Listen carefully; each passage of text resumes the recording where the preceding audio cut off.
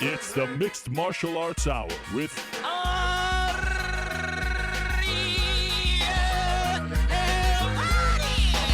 The Mixed Martial Arts Hour back in your life on this Monday, March 14th, 2016. Hello again, everyone.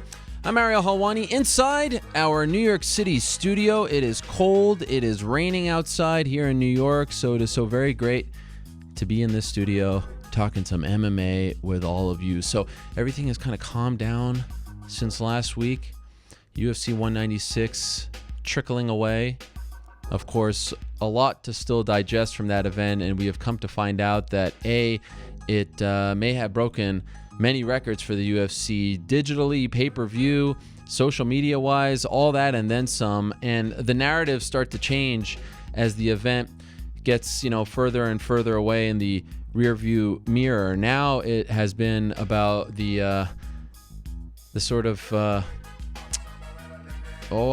this explosion of Nate Diaz love that has come about, and in particular via the mainstream media.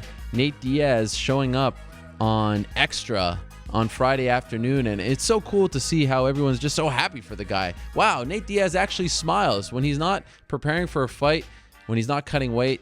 He's actually a pretty lovable guy, and that's cool to see. Good for him. Glad to see that he is getting the love and respect that he deserves. And like I said last week, cool to see him come out of the shadows of his brother Nick Diaz. A relatively quiet weekend in the world of MMA, but there was still some interesting stuff. On Friday night, Invicta had a show in Las Vegas, and it was a solid card. Some big names, some big performances. We will talk about that a little later on. New York Rick was in attendance, as was good old JR, Jim Ross. How about that? New York Rick rubbing elbows with JR in Las Vegas. On Saturday, World Series of Fighting had another show, highlighted, of course, by Justin Gaethje defeating Brian Foster, Chael Sonnen, with his new best buddy Kenny Rice calling the action and called it a Charlie horse. That's what Brian Foster suffered. Many Charlie horses, many kicks to the knees, the calves, the thighs.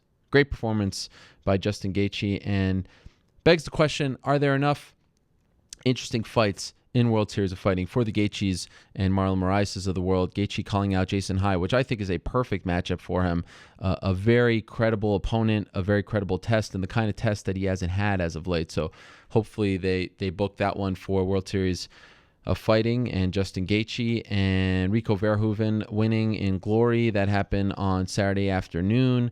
Solid win for him. He wasn't all that impressed. Tyson Fury, his good pal, giving him the title. And now a very interesting story developing for Rico Verhoeven, who has, as you heard on this show, expressed great interest in competing in mixed martial arts. He's 1-0 as an MMA fighter, and it's going to be interesting because his glory contract is now up. So does he go to a Bellator?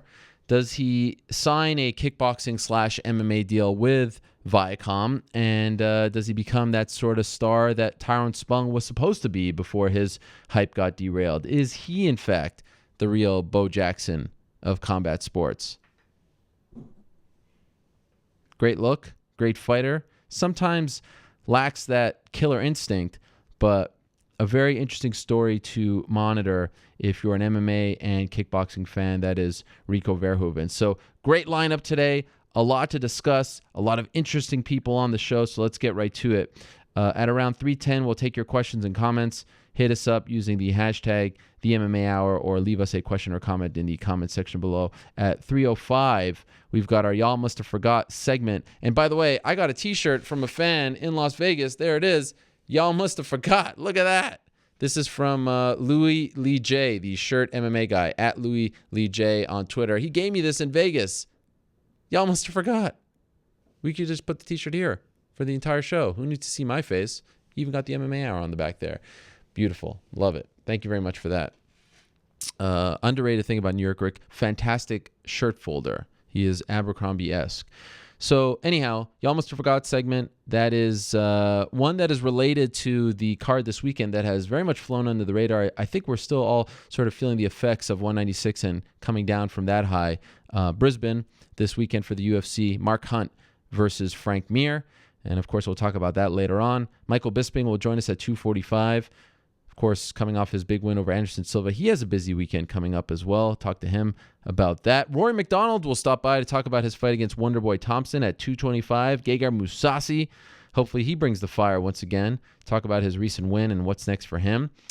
145, Matt Mitrione will be on. And yes, Matt Mitrione on for the second week in a row. He does have an announcement to make.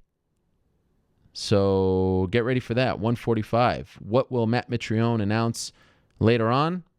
Well, we're 40 minutes away from finding out. 125, the aforementioned Wonderboy Thompson will stop by to talk about his upcoming fight against Rory MacDonald. What is going on? Love when this happens. And in a minute, we are going to be joined by Sugar Rashad Evans. It was announced last week that Rashad Evans is now going to be fighting Glover Teixeira. He was supposed to be fighting Shogun Rua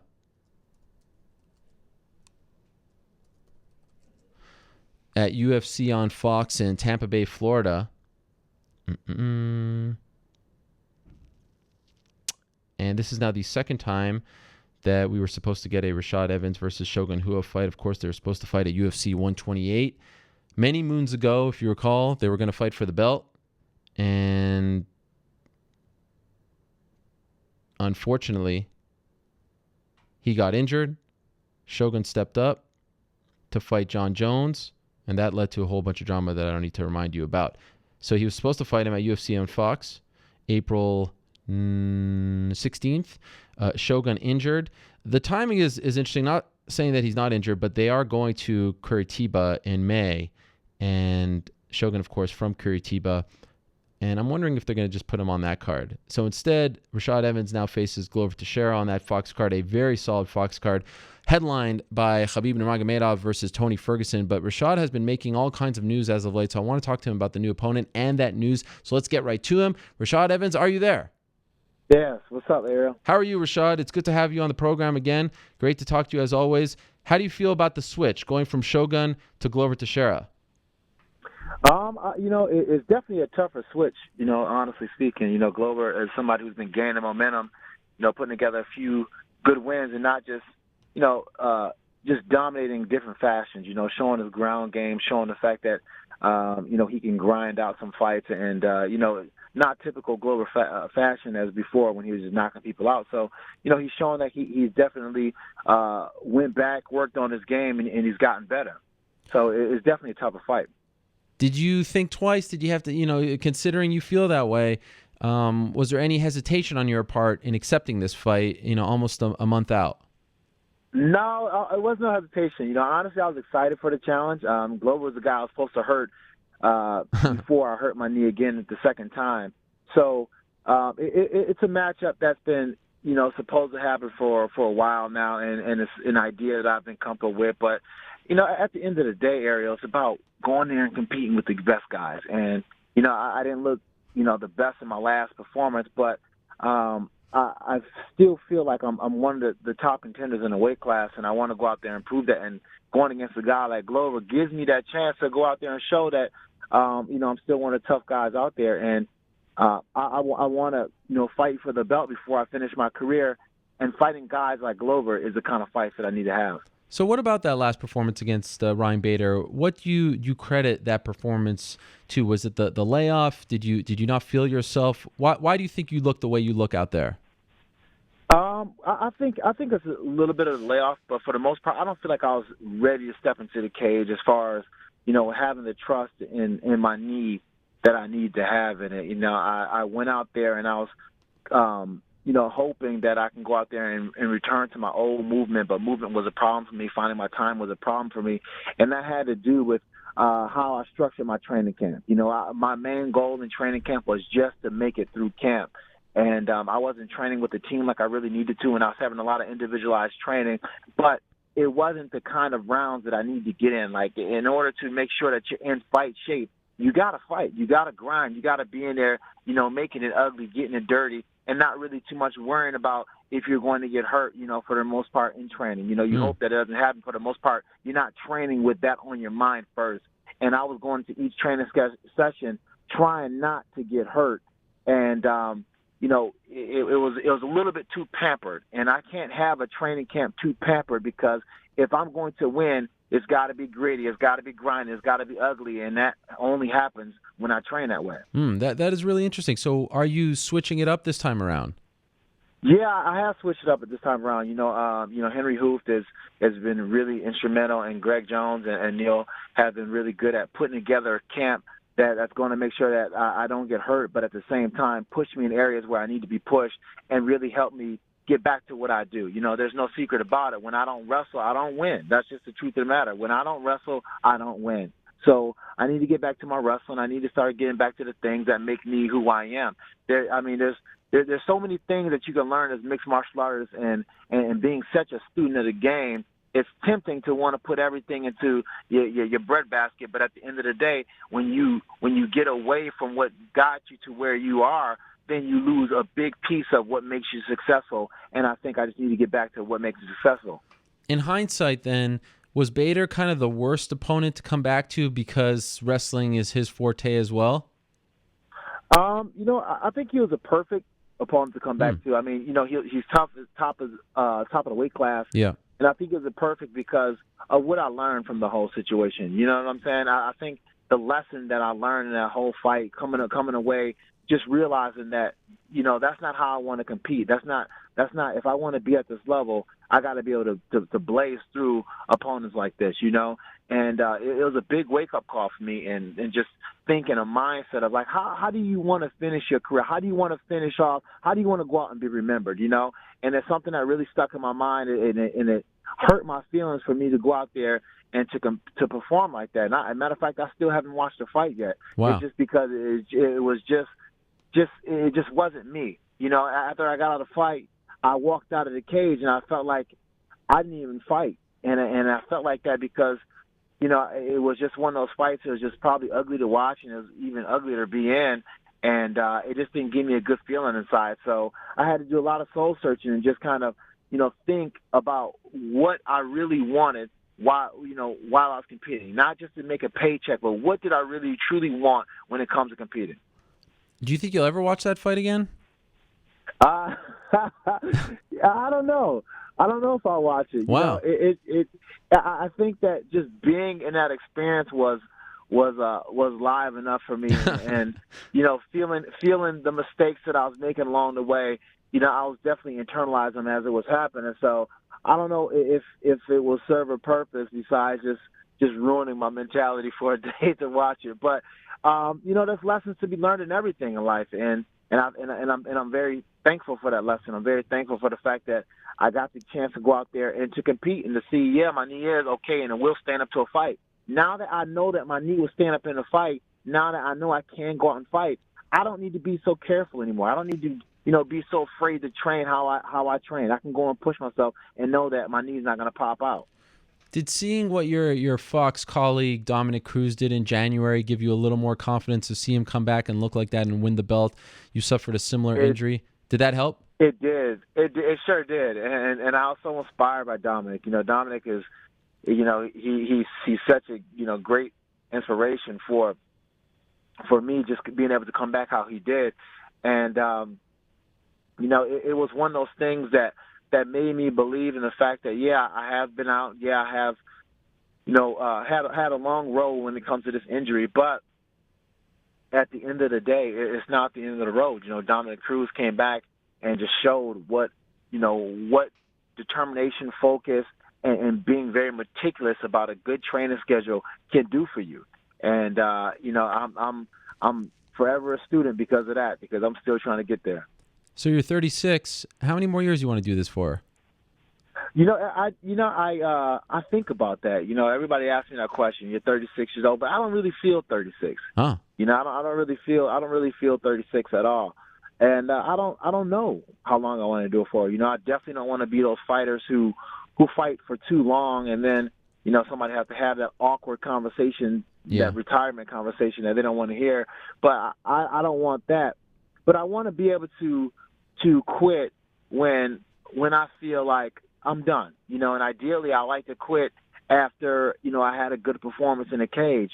And, but you never know when that that final bell is going to sound. You know, I almost got my final bell sounding not being able to return to fighting with the knee injury and something that happened in practice. And you know, the dream is to go out there and go out on your sword, you know, go out on your shield and feel like the triumph that you had in the cage just one last time. That's what you really, really want. You know, to go out like GSP with the belt in hand. That's what you really want.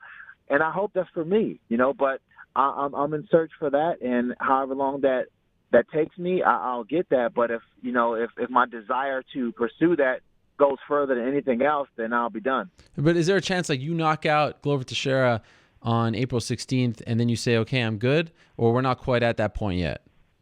No, I'm not even at that point okay. yet. You know, I'm still learning. You know, I'm still loving this whole the whole pursuit of knowledge when it comes to mixed martial arts and just being in the sport and the training, the grinding part of it all.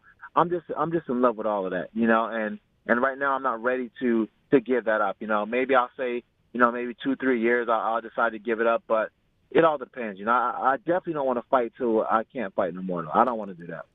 At this point, are we done, you know, accepting fights against Shogun? Do you just kind of feel like it's never going to happen? Yeah, I just kind of feel like it's not going to happen, and it's kind of unfortunate. Yeah. You know, it kind of feels like, you know, our stars are never aligned, but I guess, you know, it would have been a good fight. You know, it's something that I always think about if I ever got the chance to match up with Shogun. But I heard that he hurt his knee pretty bad, and he probably won't return to a few months, and I think the next time is maybe like in Brazil or something. So, right. You know, I guess if he wants to retire, then it's probably great for him to do it then, and you know, find a opponent that he probably can have a good showing out against. So, you know, good for him. But it's definitely a fight that I wanted to have, but everything is not for me, and in time I'll get what's mine. Now, here's an interesting thing. You have long been one of the best analysts in the game, but as of late, and this is sort of flying under the radar, but you're getting a little more credit these days for it, and rightfully so, you have been spot on in picking some huge upsets. Now, correct me if I'm wrong here, if I'm missing any. You called the RDA over Pettis fight, right? Yeah. You called Holly Holm over Ronda Rousey. Yeah. You called Nate Diaz over Conor McGregor. Uh-huh. Who else did you call? You called another one. TJ Dillashaw. TJ Dillashaw. You called that one too. Yeah. What the heck? Are you making money off of these? I hope you are, because those are some big underdogs. Yeah, I made a little bit of coin off of it for sure. But how are you doing this?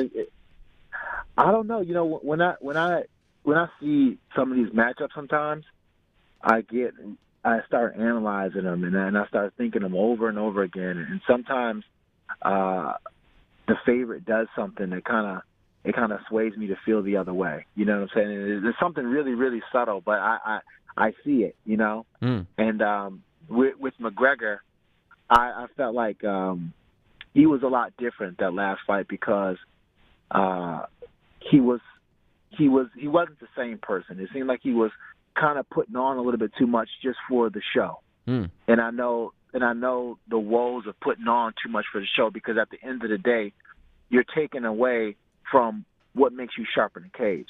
And then another problem was the fact that he didn't have to cut weight. Now, every single thing that goes into a fight is a process. You know, for me, putting on my suit, making sure I'm suited and booted before I go out there, that helps me get to my rhythm, so then I'm not analyzing and thinking about every aspect of the fight before it's time to.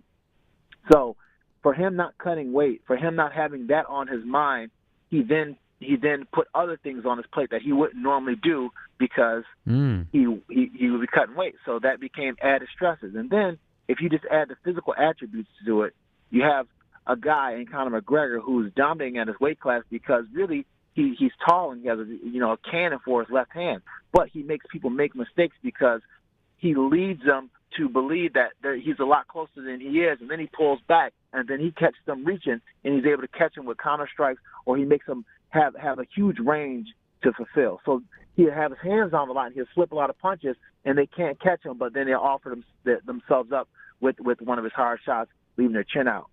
Now, with a guy like Diaz, he was going to do the same defense, and he's going to pull back, but Diaz is going to be able to reach him. So then I felt like the reach would be a problem. Then I felt the punch is a bunch of a problem. So then I was like, Diaz is going to win. Wow. And now there's talk of a potential rematch. Would this be a catastrophic mistake for Conor? Or does it change when it's a rematch? For him to go against Diaz? Yeah, to do it again. I don't think he should go against Diaz. Okay. I don't think he should go against Diaz. I mean, I think it's not a fight that I think that he should stay in his weight class at 145 and dominate at 145 and be the best 145 pounder he can be. I think the fact that he's ambitious enough to go up in all these weight classes and want to say there's no, weight classes don't mean nothing is ridiculous. It's ridiculous. And when we've seen what weight classes can do when he went to 170, there's weight class is real. It's real. Yep. You need them. And he knows that now, but I don't think that him fighting Diaz will be a smart move for him because he did catch him with a few shots, but you got to think, he fought a Diaz on 10 days' notice. Yep. You see what I'm saying? So if he goes with a Diaz who had much longer to train, he's waking up another animal. He's dealing with a different animal altogether. So I think that he should just let sleeping dogs lie and just take that as a lesson and go down to 145 and just dominate. A lot of talk last week about 196 being sort of a long-term bad night for the UFC because Conor and Holly lost. Do you agree with that, or do you think it, as I do, to be honest, it sort of exemplified the beauty of MMA in that anything can happen on any given night? Yeah, I think I agree with you, Ariel. I think the fact that, once you have people losing like that, the favorites losing like that, it keeps everything fresh. Mm-hmm. And it keeps people wanting to watch it because it's not scripted. You know what I'm saying? The UFC does not want Conor McGregor to lose, and you definitely, you know that. So when you see that happen, you're just like, wow, this is as real as it gets. This is as real as it gets. And it makes you appreciate the sport on a different level because you're not going to see that in almost any other sport. Like you're not going to see that in boxing. You know what I'm saying? The favorites most of the time they usually win, but in MMA you see the upsets, and there's something in us. There's something in us that like to see the upset. It's refreshing to see the upset. So I think it helped out more than anything. And what about your old pal GSP showing up at this event last Saturday and sort of flirting with the idea of coming back? By the way, that scene, I think it was the first ever season of UFC Primetime when he was gearing up. Was it for the BJ Penn fight or maybe another? When you come to TriStar, you know that one where they see you when they shoot you? Yeah. That was the best. That was the best scene in the history of Primetime, where you show up and there's the graffiti or whatever it was. It was just amazing with the music. I don't remember when they had me looking cool with the glasses. Oh on yeah, it was like, here he comes, Rashad Evans, Sugar. It was just great. Anyway, what would you say to GSP if he asked, should I come back? Should I come back after 2.5 years away? What would you say to him? And has he asked you if he should come back? He hasn't asked me, but I know for a fact he's been really flirting around with the idea, and I mean it's part of his competitive nature, and that's made GSP who he is today because of the fact that he loves to compete. But wanting to come back, I mean, I would tell him no because of the fact that you can't script it any better. Like there is no better way to go out. There's no better way to go out than with your belt, and that's something that hindsight will maybe teach him after he does come back is that you come back sometimes and you want to come back for the wrong reasons. You want to come back just for your ego and stuff like that. But the bigger picture, just having that legacy, just being able to retire on top, that's worth its weight in gold. I mean, you don't really see that too often. You don't see too many Peyton Mannings or Ray Lewis's retiring after they won a championship. You don't see that. Do you believe John Jones has changed? I don't know.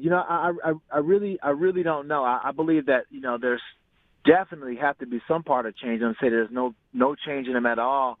I don't think that would be accurate. Just having to go through what he went through, you're required to change. Now, when you say change, like change as in being totally different than what he was, I'll probably say no. He isn't totally different than what he was. Is he still doing drugs? I'll probably say no. But, I don't know. It remains to be seen, because when you have success doing something, it's really hard to not do it anymore. You know what I'm saying?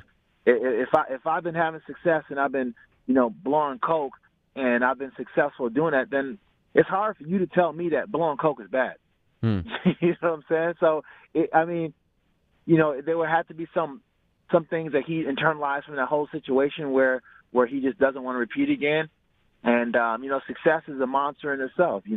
A successful John Jones who starts returning to his winning ways, does he go back and start doing the things he did before? Who's to know? Only John is too. But I would like to believe he changed. Are you going to pick another underdog when your pal DC fights your other pal John Jones? Can DC beat John Jones or no chance? I think DC can beat John Jones, and I think this fight's going to be remarkably different than the first fight, and I think so just based on pace. I think that DC in his last fight, he definitely fought a really, really hard pace and a really high pace, and it was a really good fight. And I think that if he brings that kind of fluidity in a fight with John Jones, I think that John Jones can have problems. And I think, John Jones is a bit bigger than he was, before he in the first fight. So I think that, John getting down to 205 and getting his weight under control and stuff like that, and being, I think it could pose some problems from John, just because he gotten so big off, in the off season time, and then you're not allowed to rehydrate how we were before. You're not allowed to use IV bags, so then you have to worry about the hydration part of it all. So that's when having a very hard fight, a high pace fight, and never having to fight with the new rules and regulations can be a problem with Jones. But I think that may be the variable that a lot of people may not see. But are we going on the record right now? Will DC beat John Jones a week after your fight? Is this another one of your upset picks? I can't say that right now. Oh. I can't say that right now. It's too early. It's too early to say, because I wanted the exclusive. I gotta look at some fight film and see how they're training and see how the body looks, and then I'll be able to tell you. But I think that DC definitely can. I think he definitely can. DC he seems different this time around. He seems different this time around, mentally speaking. And really, honestly speaking, this is a fight that DC, he has to win. Like, if DC doesn't win this fight, then it's like there really is, like, he would have to retire if he doesn't win this fight. Wow. Retire? Why retire? I think so. Because it's like, what does he do then? Does he try to face John again for the third time? Like once you take away a man's desire to be the best, or he knows that he can't be the best, then you in a sense you just kill that man off. So if he loses this fight, John would have killed him off. Like, there's no reason, like, his competitive grind to be gone. Wow. Maybe he goes up to heavyweight at that point. Maybe so. Rashad Evans. I just don't have to retire. I just don't think, like, with DC being so successful with the Fox gig and stuff like that, I don't think that the desire to put his body through it will outweigh, the life that he could have if he didn't do it. Rashad Evans killing it. Great stuff, Rashad. Thank you so much. What a pleasure it is to talk to you, as always. Thank you. I appreciate it. And we look forward to it. It got a whole lot more interesting in Tampa Bay. Rashad Evans versus Glover Teixeira, live and free on Fox on April 16th. Can't wait for that one. Thank you so much, and we'll talk to you soon, Rashad. Thank you. I appreciate it. Bye. All right, there he is, Sugar Rashad Evans, dropping knowledge. Woo! Interesting stuff there. Great breakdown, great analysis from Rashad Evans. Looking forward to that fight very much. A much more difficult and interesting fight now for Rashad Evans next month in Tampa Bay.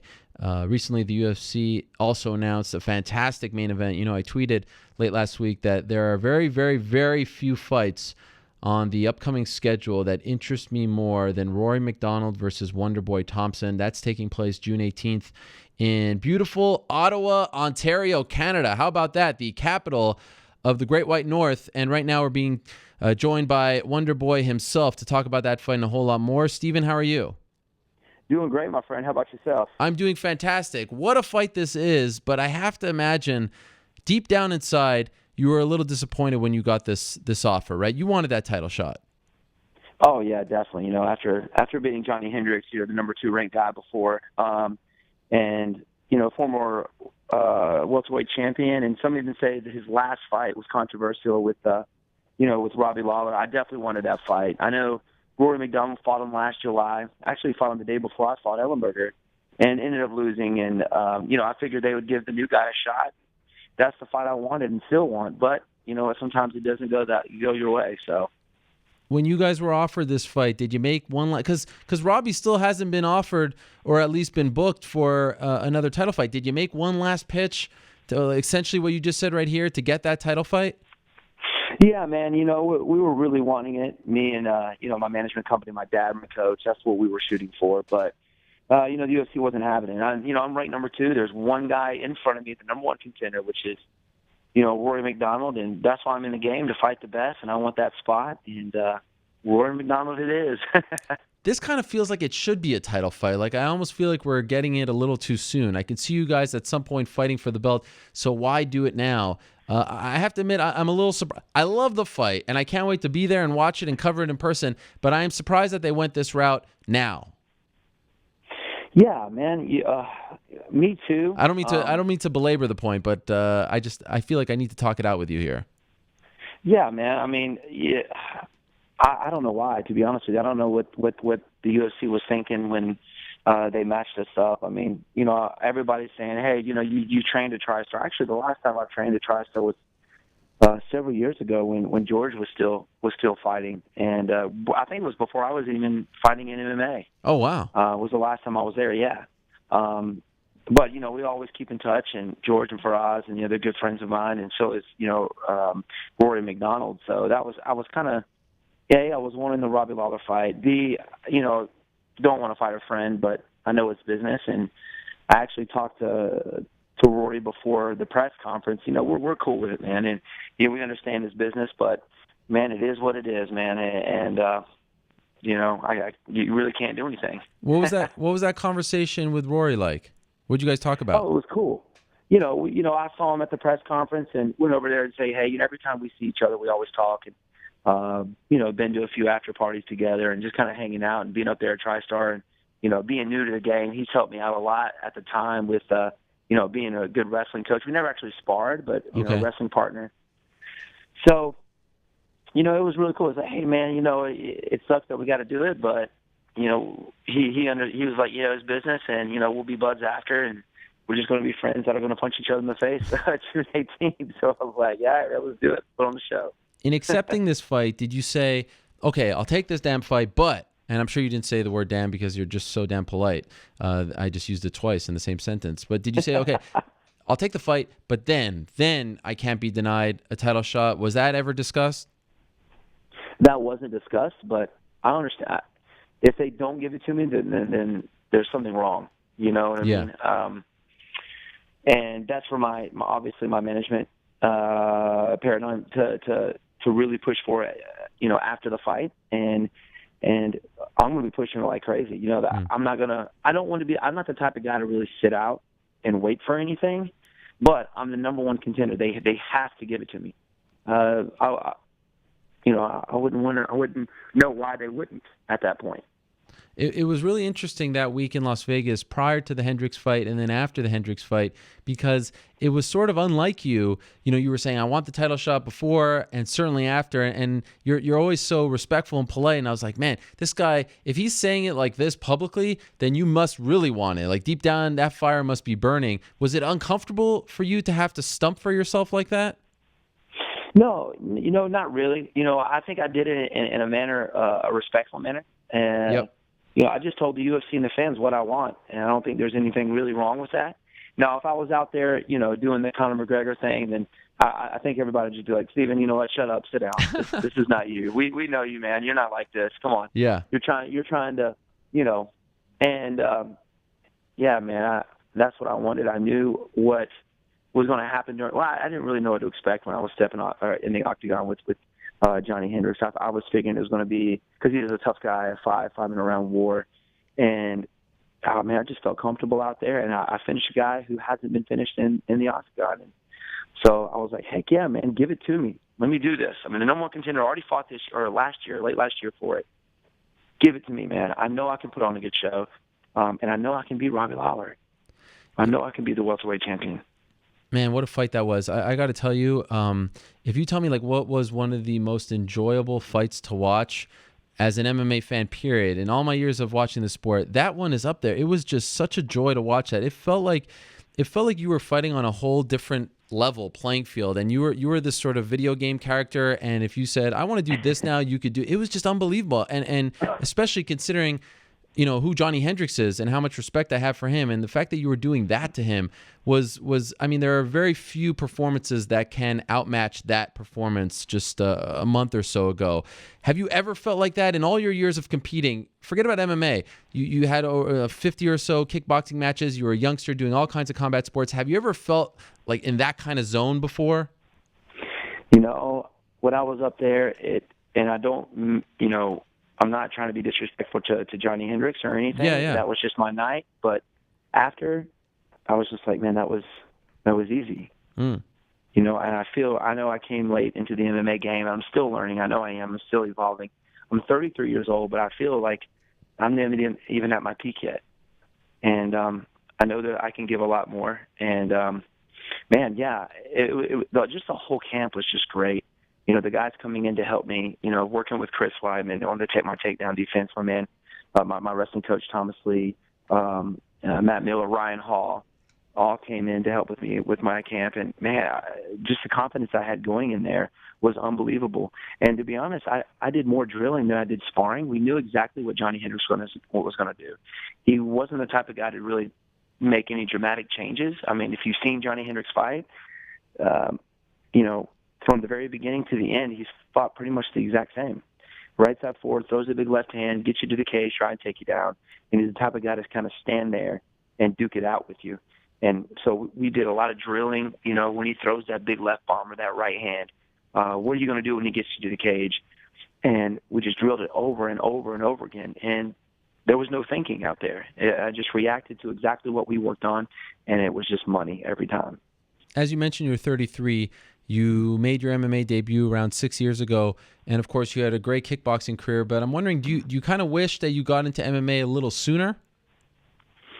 I do now. If I knew what where I was going to be, of course. Yeah. I would have started. I would have probably done some wrestling in high school or even in college, or I put all that on the back burner to focus on my kickboxing. I was doing wrestling, I was doing jiu-jitsu, but for many years it was just sitting out there. I wasn't really doing anything with it because I was so focused on kickboxing, and I did pretty much everything I could in kickboxing. I was like, where do I go from here? This was actually after I ended up tearing every leg in my left leg, and I was training with George and these high-level MMA guys. So I was like, you know what? I'm going to give this a shot.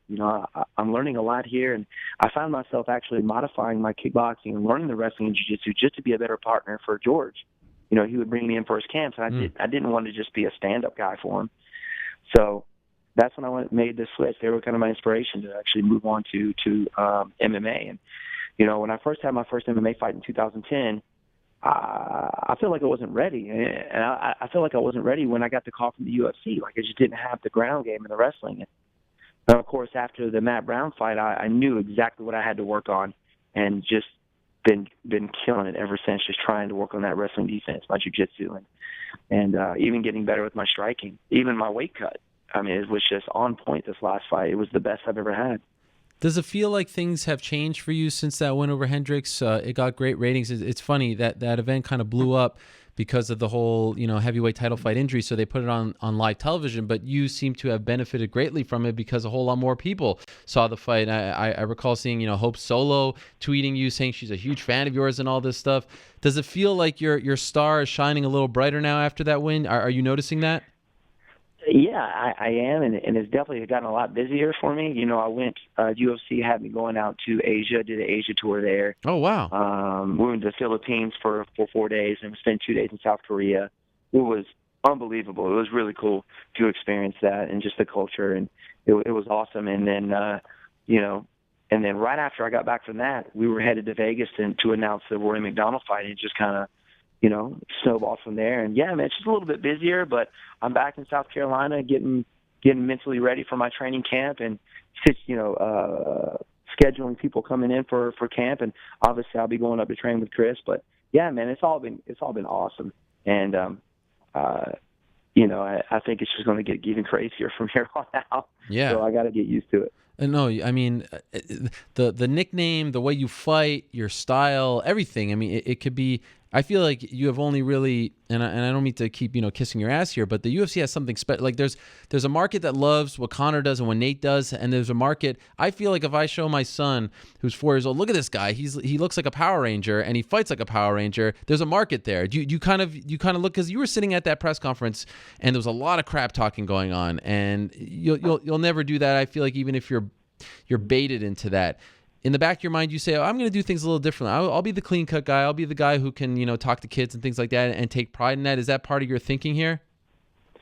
Yeah, and to be honest, that's just who I am. I mean, I'm a Southern boy, and growing up in the martial arts and, saying yes, sir, yes, ma'am, no, ma'am, yes, sir, all that. It's just a part of who I am, and I'm not the type of guy to really talk crap. And to be honest, I'm not really good at it. But I would love to see you try. I think it would be great. Oh, my goodness, yeah. I'm just horrible. I can't. I'm not as quick. I mean, if you look at those guys in Ireland, they bust each other's balls all the time over there, and they get really good at it. You know what I mean? They get really fast, and just quick off their feet. But, yeah, that's just not who I am. And, me being a martial arts teacher, and I teach the kids here at our gym, and we got about 750 students, and most of them are kids. Be And I just want to be that inspiration for them, just to let them know, hey, man, you can reach your goals and, stay focused and, just be that role model for them and give them back what I know the martial arts has done for me. So, to be honest, that's why I do it, man. I fought for many years for free just because I like doing it. And I like being that role model for them. It was a fun press conference because of all the crap talking. I must admit, it's a lot of fun to watch. And then the face-offs were fun because you had like Jones and DC and Weidman and Rockhold going back and forth, Joanna and Claudia going back and forth. And then you come up there with Rory and you like pat him on the shoulder and you're all just happy, smiling and stuff. Did you enjoy being a part of that? Was that fun for you? A little different than what you're used to? Oh, man, I thought it was great. I thought it was awesome. I was just glad to be there, man. It was cool. It was so cool to watch how it all goes down. From where I was sitting. You normally watch those kind of press conferences on TV, and you're never really there. And I'm pretty much, Chris and Luke and John Jones and Cormier, they did all the crap talking for everybody on the panel. Yeah. So I feel like I didn't need to. But yeah, man, it was super cool, and that whole weekend was nuts. So the fans there were amazing there to see. Obviously, Conor McGregor and Ireland fans, and the Ireland fans are ridiculous. They're awesome fans, and so they made it even more exciting. When the fans got into it and started yelling and going crazy. So I literally sat up there with a smile on my face the entire time. Who do you think will fight Robbie next? Me. Are you hoping he just sits on the sidelines? I hope he does. Yes. I mean, if is that a possibility though? I don't know. I feel like the UFC may be coming up with something special here for Robbie. That maybe something they're not announcing. I'm not sure. I know they're talking about Nate stepping up, which I don't agree with. I think that's bull crap. Oh, wow. Yeah, man. Bull crap. Nate's normal. He's not a 170. He's a 155 guy. He weighed in as heavy as possible. He was 168. Yeah. Why does he deserve the title shot? Because he beat another 155er. Yep. Why does he deserve it? What if they would have given it to Conor, as was discussed? You might have sworn.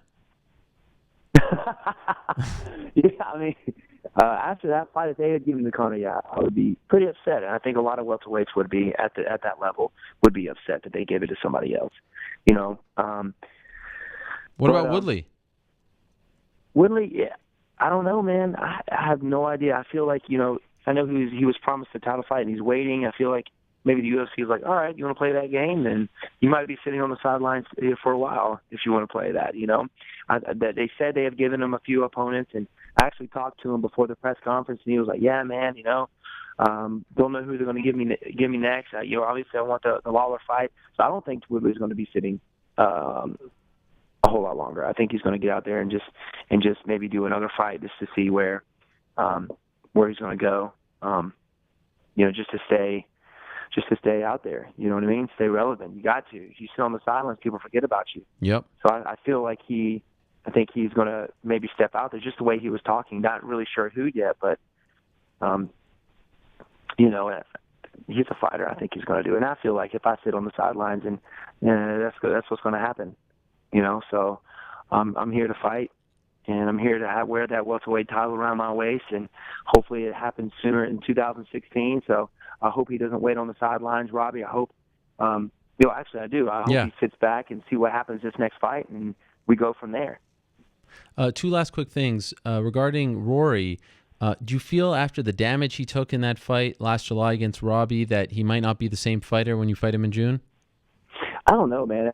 Everybody was asking me that about Henderson's weight cut and stuff, but I feel I'm going to be facing the best Rory MacDonald, man. I mean, usually after a loss, people come back way better. I know he took a lot of damage. I think he might have had some nose surgery going on, but I think I feel that he's going to be the best Rory. And I know they're going to come out with a good strategy. Those guys at TriStar are good strategists, and maybe not the exciting all the time, but they come to play, man. They're a game, and he's going to have a game plan. I feel, he's got a great jab. I know he's going to use it, maybe try and tire me out up against the cage, which the strategies they've done before with George or against strikers, and of course get me to the mat. So that's what I feel. I don't see him going out there like he did against Robbie Lawler, standing there and trying to get out. I think he took too much damage. I think he learned from that, so he's going to come out, and try and mix it up a little bit better. How do you feel about fighting him in our nation's capital, his home turf? Hostile Ottawa. I don't mind. Oh man, I faced the guy. Was it Chris Clements in his hometown? Yep, Toronto. that's right. I felt comfortable out there, and the fans are great. And, I spent a lot of time in Montreal, so I'm very familiar with Canada. And it's not like I'm going, to Brazil or somewhere way over there. It still kind of feels like home, so I don't mind. I know the fans are going to be there for Rory, but I think they're going to be in for a great fight, man, and that's what I'm there to do. I've been fighting for many years, and I don't let that kind of stuff get to me. And by the way, I'm kidding. They're a very polite bunch. I doubt anyone's going to throw anything at you or be very rude to you, especially in Ottawa of all places, so you'll have no problem there. And by the way, Mazel Tov to you and your family. You're going to be brother-in-laws with Chris Weidman. Is that not right? That is right, man. In May, we just actually last weekend we had my brother's bachelor party. Wow, where'd you go? So it was great. We actually Friday we went to a Thomas Creek. They actually, brew for many of the states in the U.S. and overseas brewery called Thomas Creek. And so we went to a brewery, did a huge tour there, sampled a lot of their stuff, which is great. I'm a beer guy. The darker, the better. If I can't cut it with a knife and chew on it, I don't want it. Okay. Yeah. But and then Saturday we did some tactical shooting, man. We have a buddy of ours here who trains with us. He's head of the SWAT team here in Greenville, and we did some tactical shooting out there, and it was really awesome. Yesterday we did some paintball. So it's a physical thing. So it wasn't like we were going out and getting wasted or anything like that. It was very active, a lot of fun, bunch of athletes. So we couldn't do that anyway. So it was great, man. I love it. So your brother, his sister, getting married, a match made in MMA heaven because everyone got to know each other after you started helping him train for Anderson, right? Yeah, exactly. It's amazing. Actually, my brother Tony, he came down to New York, spent a weekend with me during the Lyoto Machida camp with Chris, and we all hung out, and him and Colleen just hit it off from there, man. It was crazy how that happened. Beautiful. I love it. Oh, yeah, it's great. Now Chris can't avoid you. He has to help you train for fights. He's got to now. Exactly. He has to.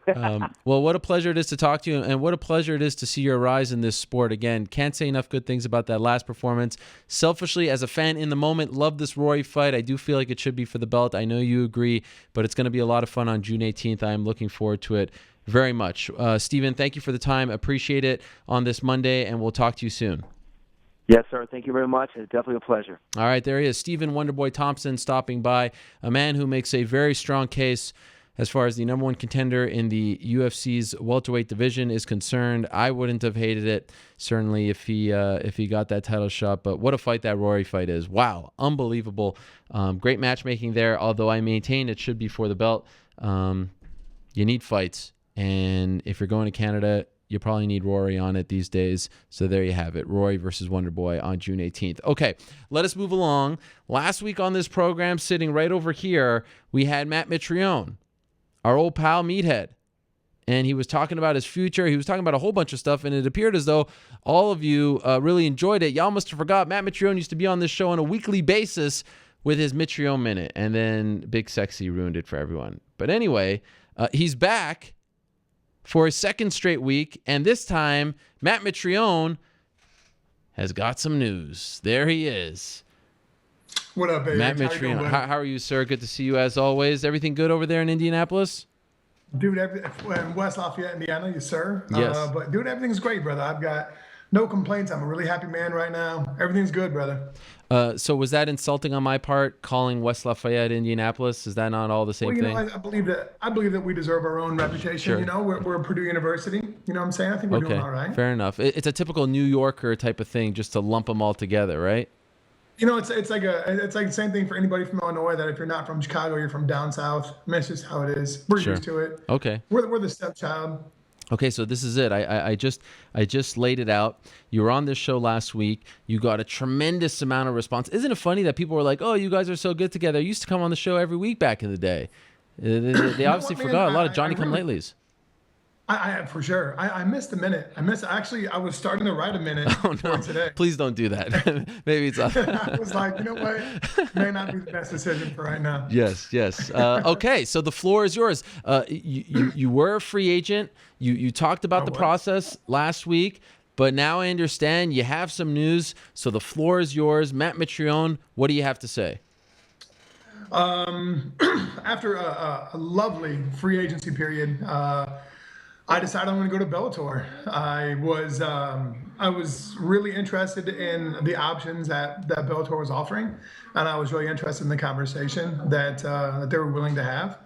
And I think that I think that they're making the right moves, and I think that sometimes you get into a spot where the things you fall in love with one organization don't necessarily seem to be anymore, and greener pastures might be somewhere else. And I think that Bellator sang a really nice song. It was like, hey, look, slow it, a little quiet over there, buddy.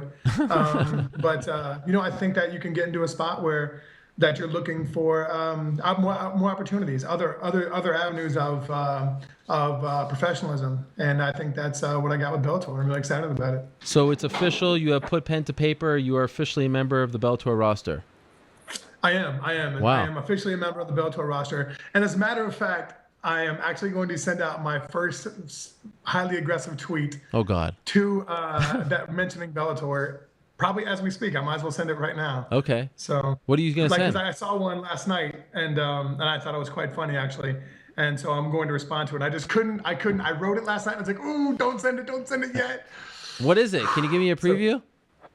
We'll see it in a second, little buddy. I'm just about to tweet it right now. Well, I have it written. I wrote it last night and just didn't send it. I can't check my Twitter and interview at the same time. All right, so I will check that out in a minute. Boom. Just got there it is. Guy. Gosh, that's the beauty of cyber technology right there, buddy. Well, they brought me in for exciting fights and ratings. You provide neither. You get other dudes pregnant. Get your game up. Tony Johnson Jr. How about that? There you go. Look at you talking smack already.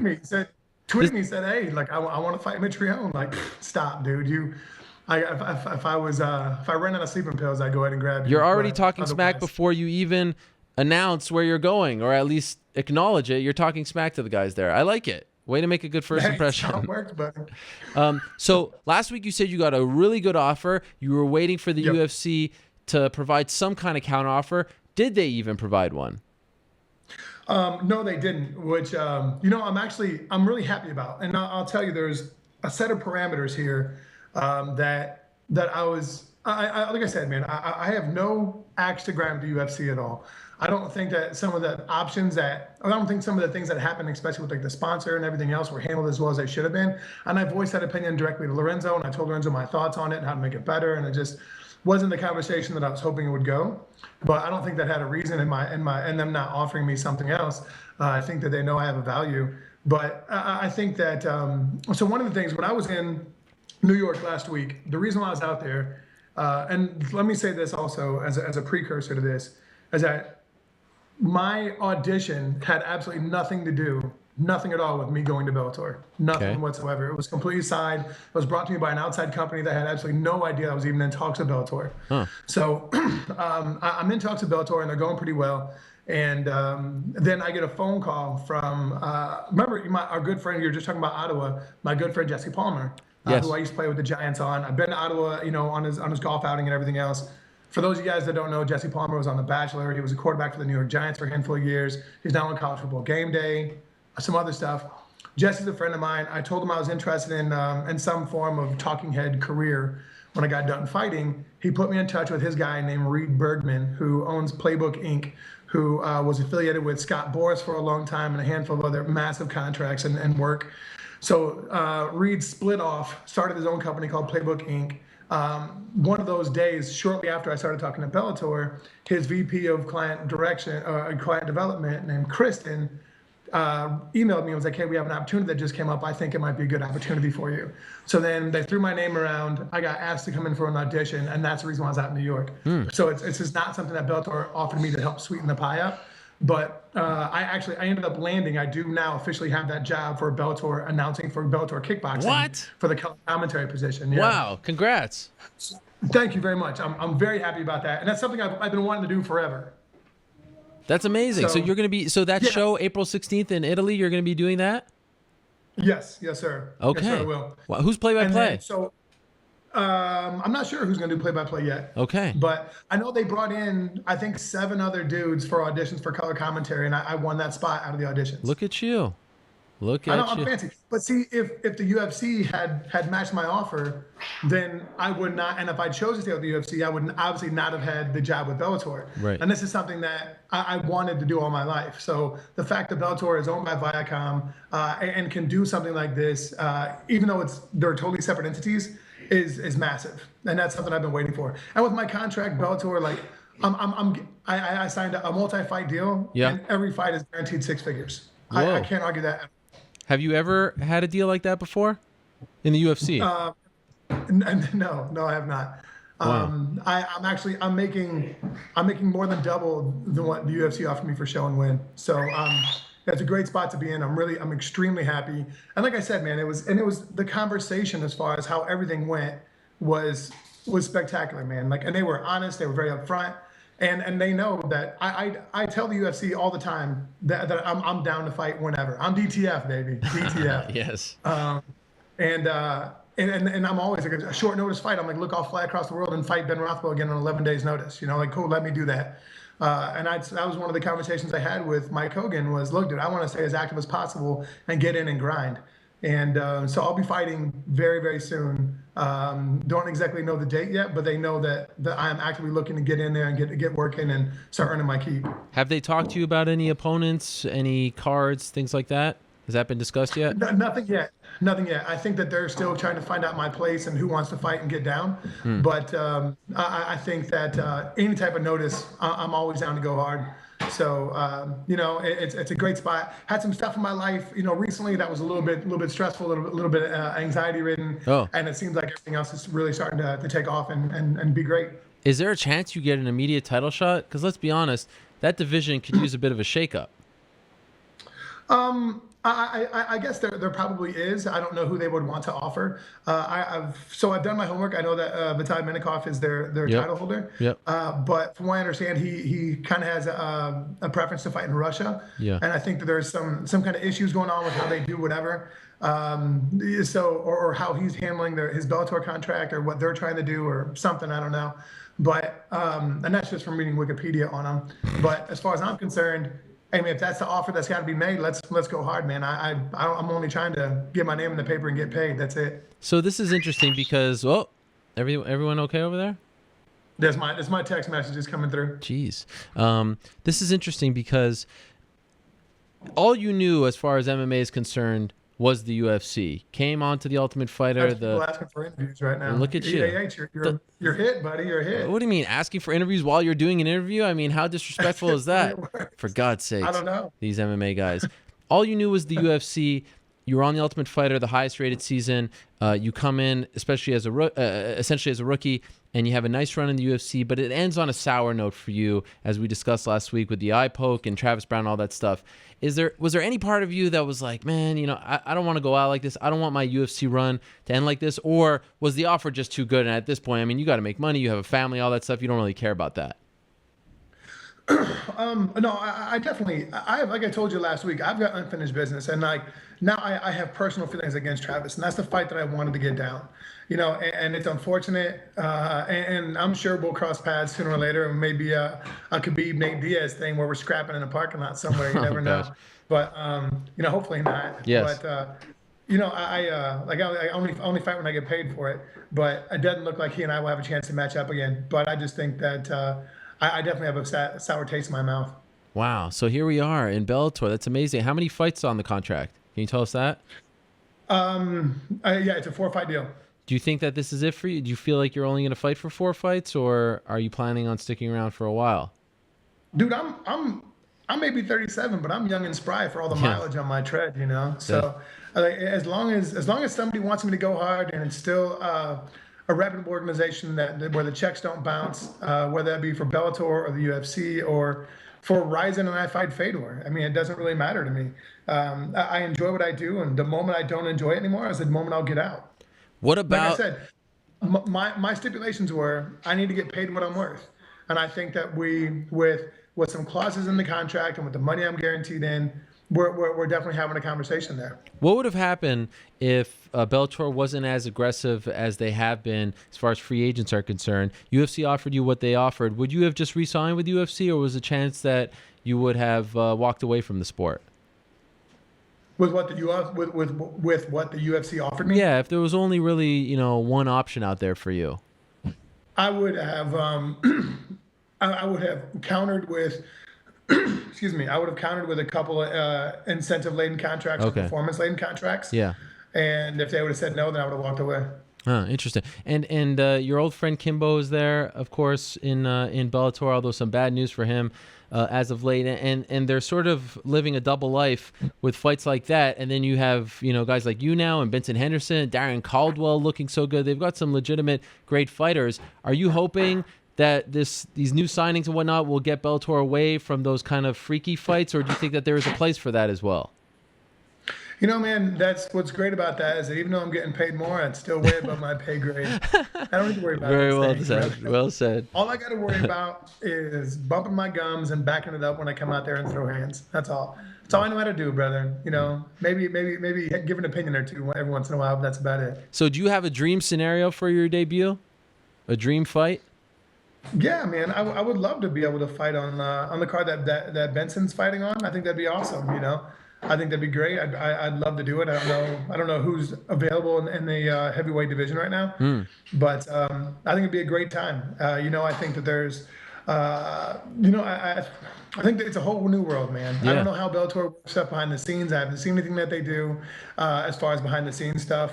So I'm interested to see how it works. I don't know if they have a show. When does Benson fight? Well, this is an interesting thing because you said you're going to be working in Italy, right, for that kickboxing show. That's April 16th. Benson's fighting, I believe, April 22nd. So that's 6 days later. Could you do that? In Uncasville. You could do that? I mean, if I need to, I'll fly Henry with me, to go to Italy and make sure he gets some training. Or or Henry will know some people that are over in Europe across the pond I can bring on over and I can get work during that week. Okay, not to be a Debbie Downer here, but Rashad Evans fighting April 16th, and isn't Henry his coach as well?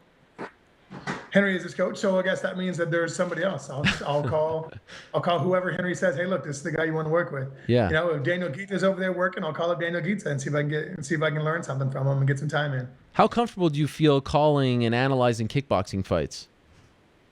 I feel that I've been a student of the game, and I study a very heavy amount with Henry, quite a bit, and so I think that I'm prepared enough, and I think that's another thing is that I'm a color guy. Yeah. I don't need to be necessarily a play-by-play guy. I need to know depth. I need to know information. I need to know, interesting information about the people that are going at it and their histories and their backgrounds, and I think I can learn on the fly. I mean, I'm no Joe Buck, but Sure. I have aspirations and I have desires to get there. Did you enjoy the process of being a free agent?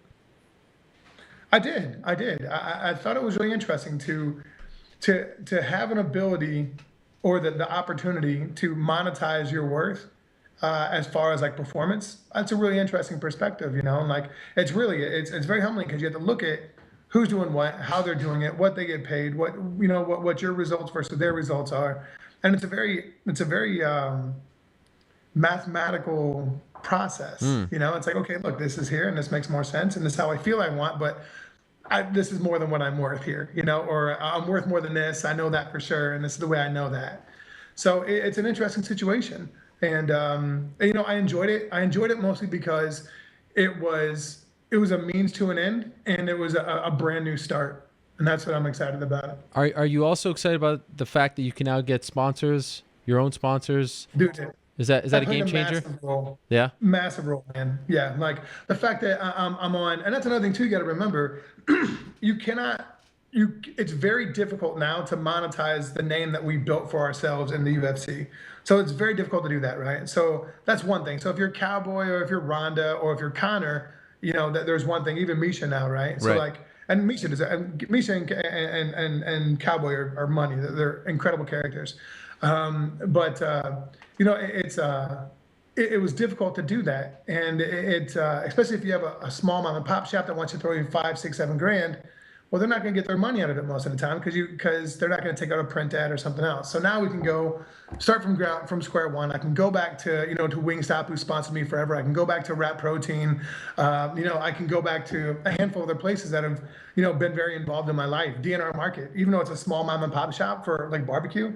Dude, they've treated me so well over the years. I can finally start to put them back on my shorts and say, hey, man, thanks a lot for the opportunity and believing in me. It means a lot. Throughout this process, did you have any conversations with Scott Coker? I have not communicated with Mitch Coker whatsoever. Wow, not yet. That's interesting. So all through Mike Hogan, a great guy, I might add, but I'm surprised not one conversation with Coker. Not yet. And then we worked with a little bit with Rich Choi. Okay, Rich Chow. Yeah, you got to get your new boss's name right here. I mean, really. So I'm assuming that was matchmaking stuff, right?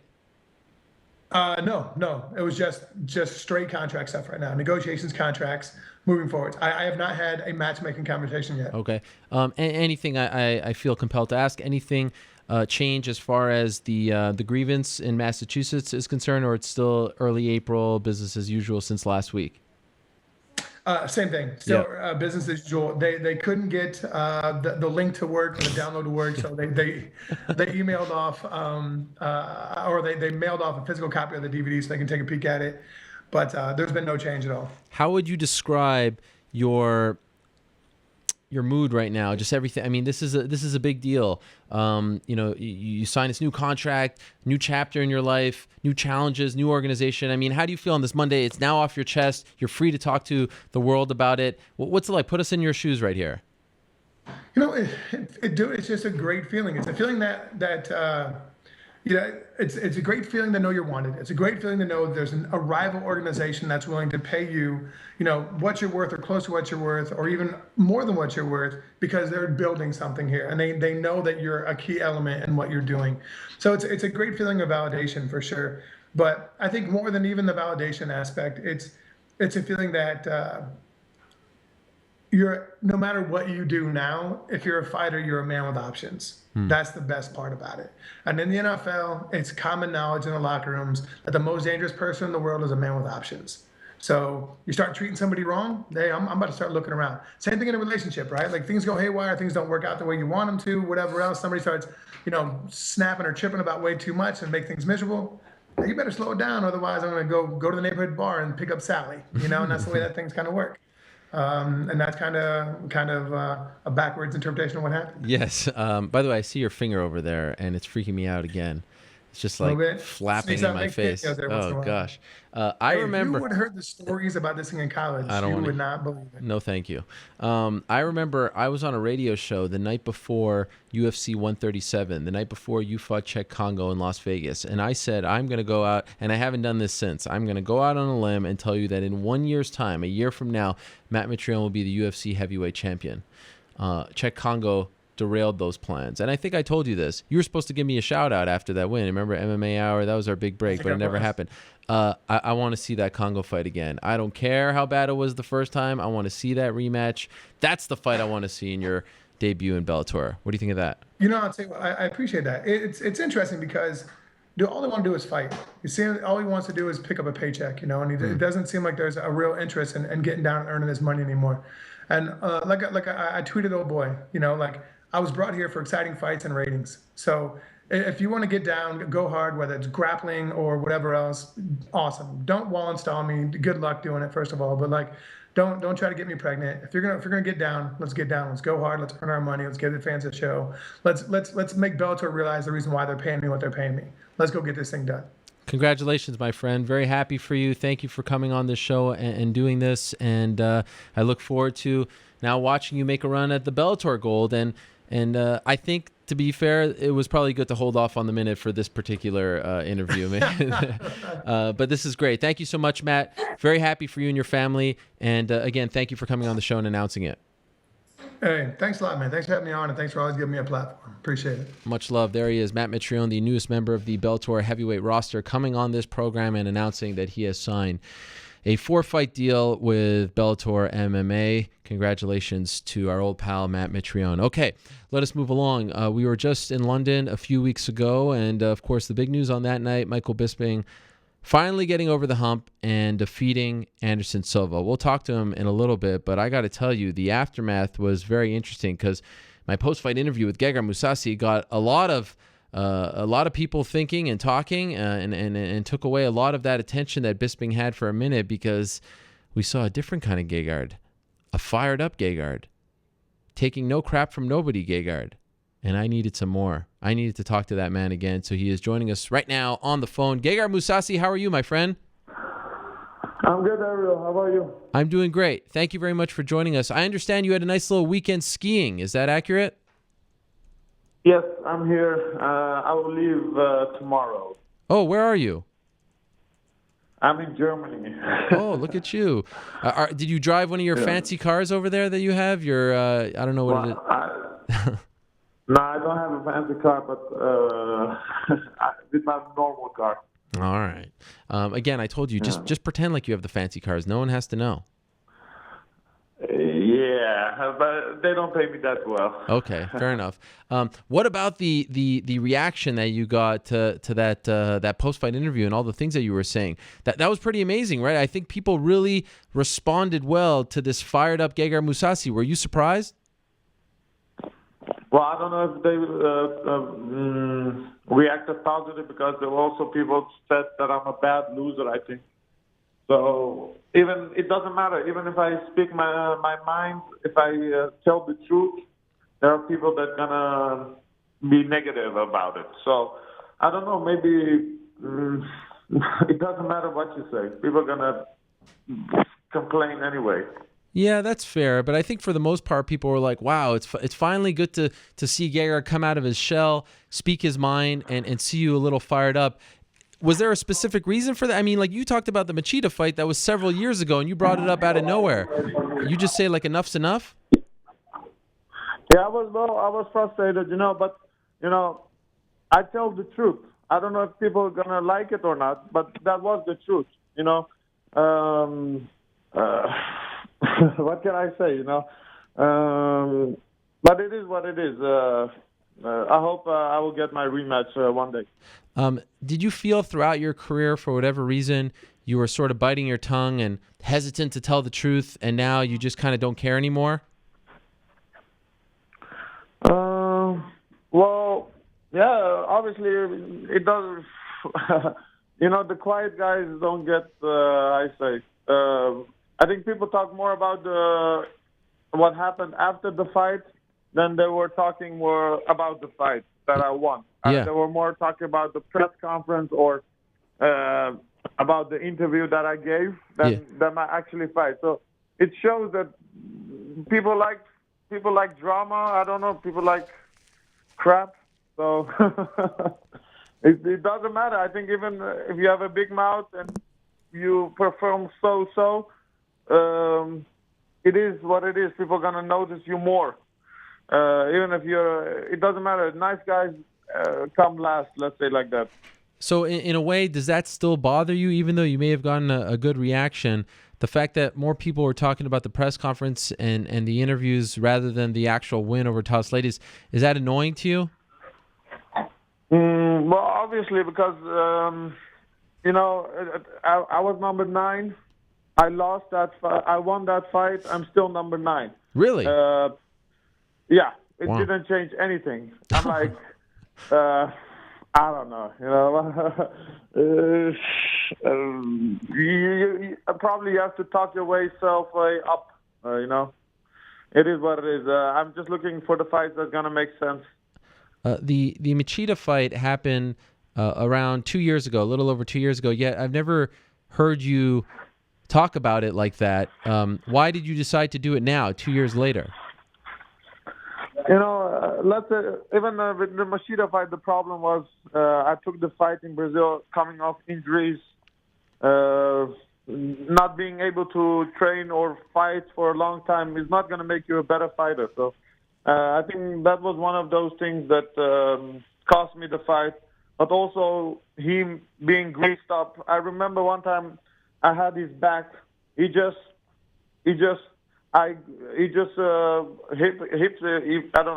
put his ass up, and I slipped down on his back like a chimney, or I don't know what do you call it. Yes. I took him down. He got up like a fish. He was, and then later on I noticed he was so shiny, and then I understood because if some fighters they grease up, and then once they sweat. The sweat, then the oil come out, and then you're slippery. And that I can guarantee 100% that he did it, But it's in the past, I'm telling the truth. People don't like it. People say he's a bad loser. Well, motherfucker, if that happens to you, you're not going to like it either. Yeah, but I'm wondering why 2 years later? Why didn't you say it after the fight? Because you feel like people would have reacted even worse? Well, no, because I'm always keeping my mouth shut. I'm not a guy gonna complain about everything or say what I'm thinking every moment. I'm just giving the right answer or being the nice guy. I don't know. Yeah. But lately I've been frustrated, especially with the last loss. It's I don't know. I don't think I get the credit that I deserve. That's a fight that eventually you're gonna see a kick or a punch. You're not gonna see. You're gonna lose eventually. It doesn't matter who you are. Continue to fight long enough. There's gonna be a punch you're not gonna see. And it doesn't matter. It doesn't mean that you were the. It doesn't mean that you were the bad fighter. Maybe you were the better fighter, but the better fighter doesn't always win. I don't know. Frustrated about people that don't know anything about the sport, but because of social media, they have an opinion. Unfortunately, you have to hear their crap. Yeah. Well, I got to tell you, I love this fired up Gegard Mousasi, and that shirt you were wearing afterwards, fantastic. Where'd you get that shirt? I don't know, Hugo Boss store, but it wasn't Hugo Boss. I don't know what kind of. It was something else. It was snazzy. It was stylish. I like this. This is great. I haven't been this excited about your career in years. Thank you. But now, the Jacare fight after that, I was getting momentum. I think even I'd lost the Uriah Hall fight. I showed dominance. I showed takedowns.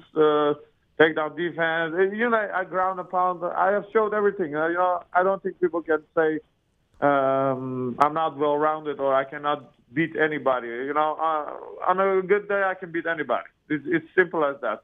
And but the frustration is that I'm now 9, and I don't know.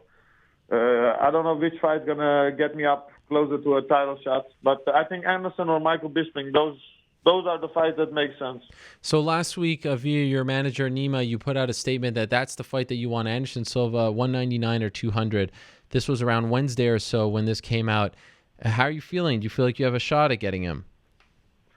Well, I don't think he's going to take the fight simply because I don't have that name as, let's say, Nick Diaz or he fought Michael Bisping.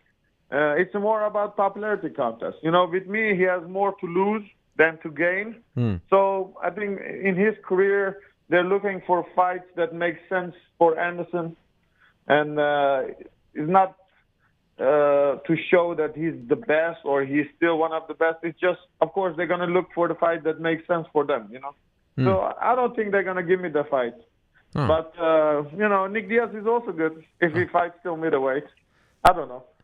So what do you think they'll give you? What realistically, you know, it's the fight that I've always wanted to answer that, and I'll tell you what I was going to say. Sorry. Well, Fidel Belfort, I think everyone wants to see That's that the fight. one. That's the one that I want.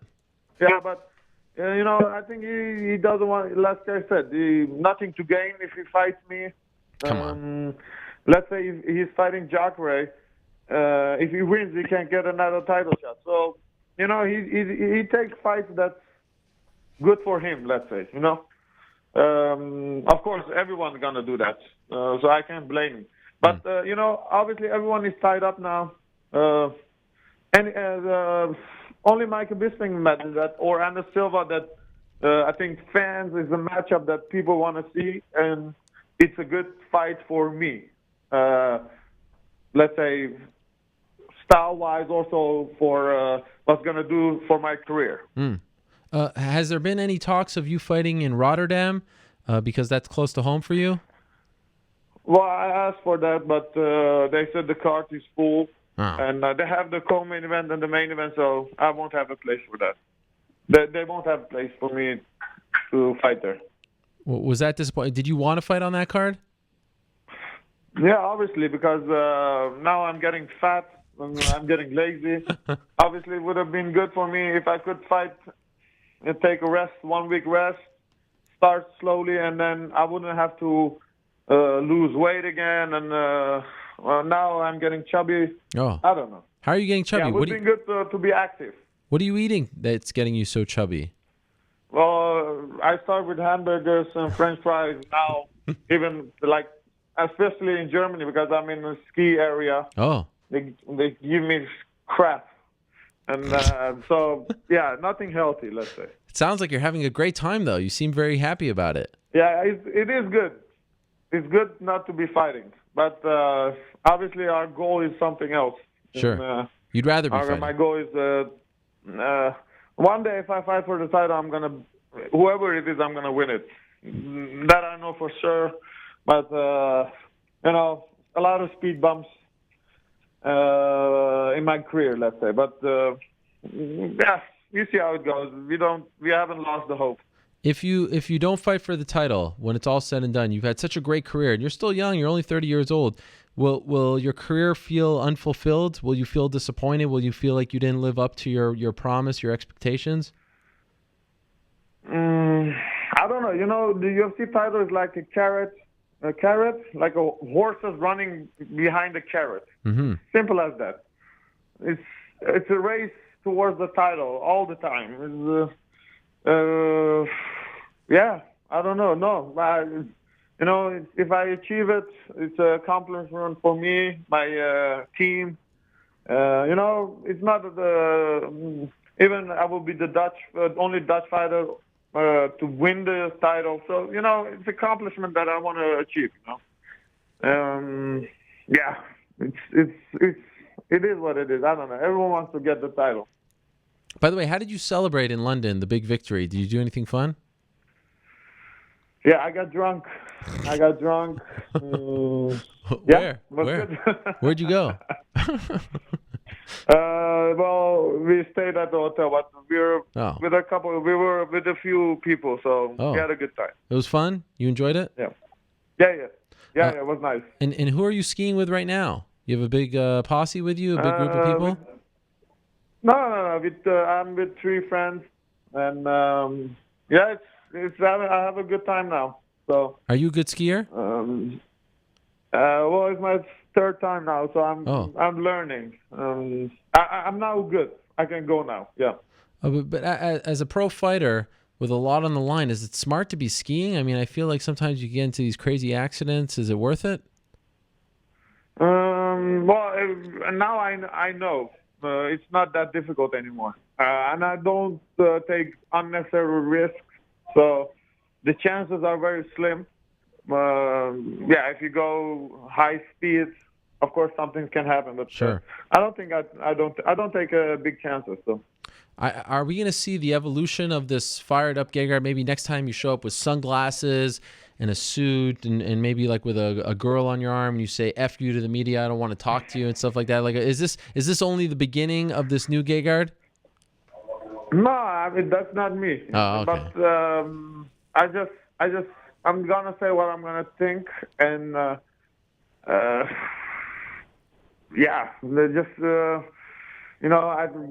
I said, I think Michael Bisping is a great fight, but obviously he wants to go for the title, and what I heard he wants to wait to get the title shot, but I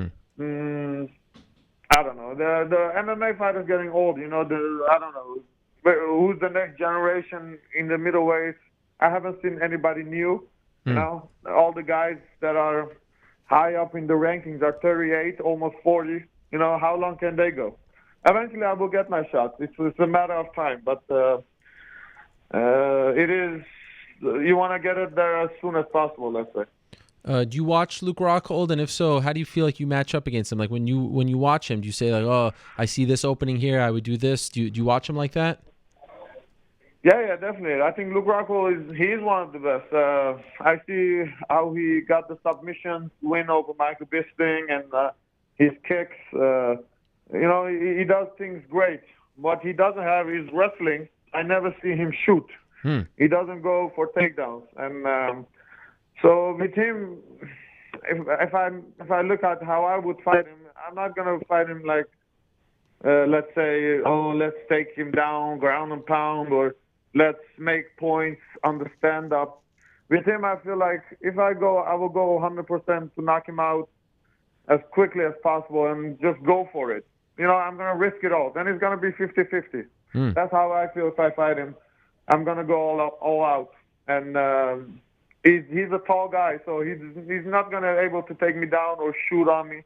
So it's going to be a stand-up fight. And I feel like I have the better hands, and I will go for it. And then it's anybody's game. The fight I really want to see is you in the cage with all the UFC rankers, the people who make up those rankings, and just see you take them all out. I feel like that's the fight you really want. Yeah, definitely. Like, I think Anderson Silva still people would like to see that. Vitor Belfort is a nice fight. Michael Bisping is a nice fight. Those are the names that I think fans would like to see. It's style-wise, matchup-wise, just an exciting fight. I'm finding now all top 10 guys. Yeah. They're tough. You see that you can win from them, but you can also lose. Anything can happen. It's sport. But I don't gain anything from that. And I'm a much better fighter now. So I feel like I'm at my peak now. And I want to fight the top 5 or the popular fighters. It doesn't matter as long as they're popular, let's say. And by the way, what about Uriah Hall? How come you don't mention him? Do you not want that one back? Well, I asked for that, and they said it's not a fight that's making sense. They're not going to give me the rematch. Huh. I asked for it, but why not? It's not a fight that they can. Well, at that moment, my manager asked, and he said he's tied up or he's going to take a rest. They said something like that, or it doesn't make sense, something like that. They said. So UFC doesn't want to make that fight. So I don't think people they're gonna get excited for the rematch. Let's say it's not let's say Chris Weidman or Luke Rockhold that they deserve a rematch, or it's not. Let's say if it was a top name, then maybe. But because he's ranked a little bit lower, he's not that well-known name. Maybe I don't know. Okay. All right. Well, I'm curious to see what they give you. It's always good to talk to you, Gegard. Enjoy your time. Try to relax. Try to put your feet up. Eat some more. It's okay to get a little chubby, and have some fun out there skiing in Germany. And I look forward to seeing what they give you next, or who they give you next, I should say. Yeah, thank you, Ariel. So I don't know. We're gonna have fun till they call me. Yes. And then it's back to not eating and training. So we see how it goes. Great to talk to you as always, Gegard. Appreciate it. And again, congratulations on the win last month in London. Thank you, Ariel. Thank you. There he is, Gegard Mousasi, one of the very best at 185. Bit of a chip on his shoulder, getting fired up. I like it. Okay, let's move along. Earlier in the show, we spoke to Wonderboy Thompson, one half of that amazing main event in Ottawa on June 18th. Of course, the man he'll be facing in the nation's capital, our nation's capital, the Great White North, is the Red King, Rory MacDonald, and he is back on the show. It's been a long time. Very excited to talk to Rory MacDonald. Rory, are you there? Yeah, I'm here. Hey, Rory, how are you? I'm good. You? The best part about this is I don't have to keep bothering you every week. Every week I bother you, and I feel like you're getting so annoyed at me wanting to talk to you. Now we can finally talk. Yeah, for sure. All right. So, it's interesting. I love this fight. I love it. I love everything about it. But as I was just talking to Stephen, I feel like this fight is so good. When I dream of it, I feel like it should be for the belt. And he was saying he was a little disappointed. He wanted the title shot. He didn't really want to fight you. He likes you, all that stuff. How did you feel when they offered you this fight? I was happy. I think it's a big fight for me because of his win streak and his last big fight against Johnny. So, if I put on a dominant performance, that really puts me back in the running for a title shot right away. So I thought it was a great opportunity for me. Did you watch his fight against Johnny? Yeah, of course. What'd you think of it? I thought it was one of the best performances I've ever seen inside the octagon, period. What did you think of it? I thought it was excellent. Was really impressed with how he shut Johnny down and really made him look bad. So I was very impressed. I know you guys have trained together in the past, never sparred, and this was a few years ago. Has he changed a lot as a fighter? Has he gotten a lot better since you were in the gym with him at TriStar a few years back? Well, I can only assume so. He's gained a lot of experience fighting in MMA. Before that, he was just doing his striking, kickboxing stuff. So, I think he's gained a lot of experience and really matured. So I think that's probably one of the biggest things that I've noticed. He's really matured in the ring and really been able to show his strength out there.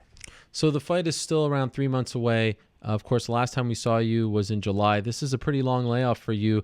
Are you missing the sport? Have you enjoyed your time off? How do you feel about it? Oh no, I'm looking forward to it. It's been a long time and a lot of negotiations, been taking forever. So, I'm really happy about getting back in there. What kind of negotiations? Were you a free agent? No, we were negotiating my next seeing if I was gonna renew a new contract, or just fight out my last fight on my contract. And that was dragging along until just recently. So. How many fights did you have on the old contract? How many fights do you have left? I'm fighting my sixth fight out of. I'm on a 6-fight deal right now. Oh. And this will be my 6th fight. So I'll be a free agent afterwards. So did you sign a new contract, or are you fighting out the contract? I'm fighting out the contract. Oh, wow. Interesting. And so you talked about negotiations. Did you just not come to terms and say, okay, now we're just going to ride it out? Yeah, basically. Yeah, we didn't really come to an agreement. So exactly. I'm going to honor the contract and go from there. How do you feel about that? Were you disappointed with what they offered you, and that's why you chose to ride it out? Yeah, we weren't too far apart, when it really came down to it. But, I felt that I was worth my offer was fair. And, I was going to stand my ground for what I feel that I was worth and what I brought to the table, and they didn't see it like that, so it's okay. Well, I'll just I'll try to make a dominant performance and really show my worth out there in my next fight, and maybe after that we'll come to a new agreement. So. Is it, in your mind, do you want to remain in the UFC, or are you interested in testing the waters? As we've seen, we just had Matt Mitrione on announce that he has signed with Bellator. This has become a new story in our sport. Do you want to, be a free agent and actually talk to a bunch of different promotions? I want to make the most money I can. I want to get paid for what I bring to the table. I've sacrificed a lot to get to the top, the best to the world title. I really sacrificed, and I didn't really. I took a lot of chances. I did a lot of favors. I felt like for the UFC, and it didn't. I don't think it got returned. So now it's all about making money, and whoever wants to pay me the most is where I'll go. Now it almost feels like, well, now this fight is even more interesting because you've told us, and I didn't know that. Does this feel even bigger than a title fight now? I mean, there's a lot at stake here. You're essentially rolling the dice on yourself, right? Yeah, but I believe in myself. Mm-hmm. So I'm not too worried about it. How would you describe the state of your relationship with the UFC now? Oh, it's good. I mean, I have no beef with them. Like it's not like we got into an argument or anything. It's just business, and if that's all it is. My relationship with them is good and it's healthy, and I plan on promoting this fight and putting on a good show for them and honoring this contract. There's nothing. I have nothing bad about them to say. I'm disappointed that we don't agree on my value. How long did you guys talk for, and at what point do you say, all right, let's just stop talking, give me a fight, and let's move on here? Well, I told them we told them for the longest time, if you guys don't want to negotiate anymore, like, I'm willing to fight out the contract. Like, I wasn't trying to hold it up, I said either send a fight contract over, or we we get a new one going, So I was always up for just fighting out the contract. I was good both ways, So it just took time. Do you think this is why you're fighting Wonderboy? You can make a strong case that he's the toughest guy in the division, and now maybe it sheds some light as to why this fight is happening now. Do you feel like that's why they booked you against him?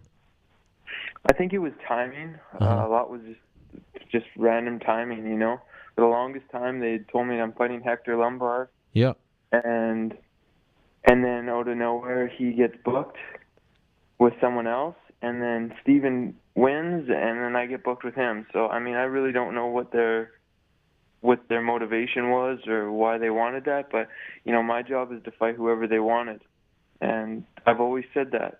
I always say yes to whoever they put me against, and that's it.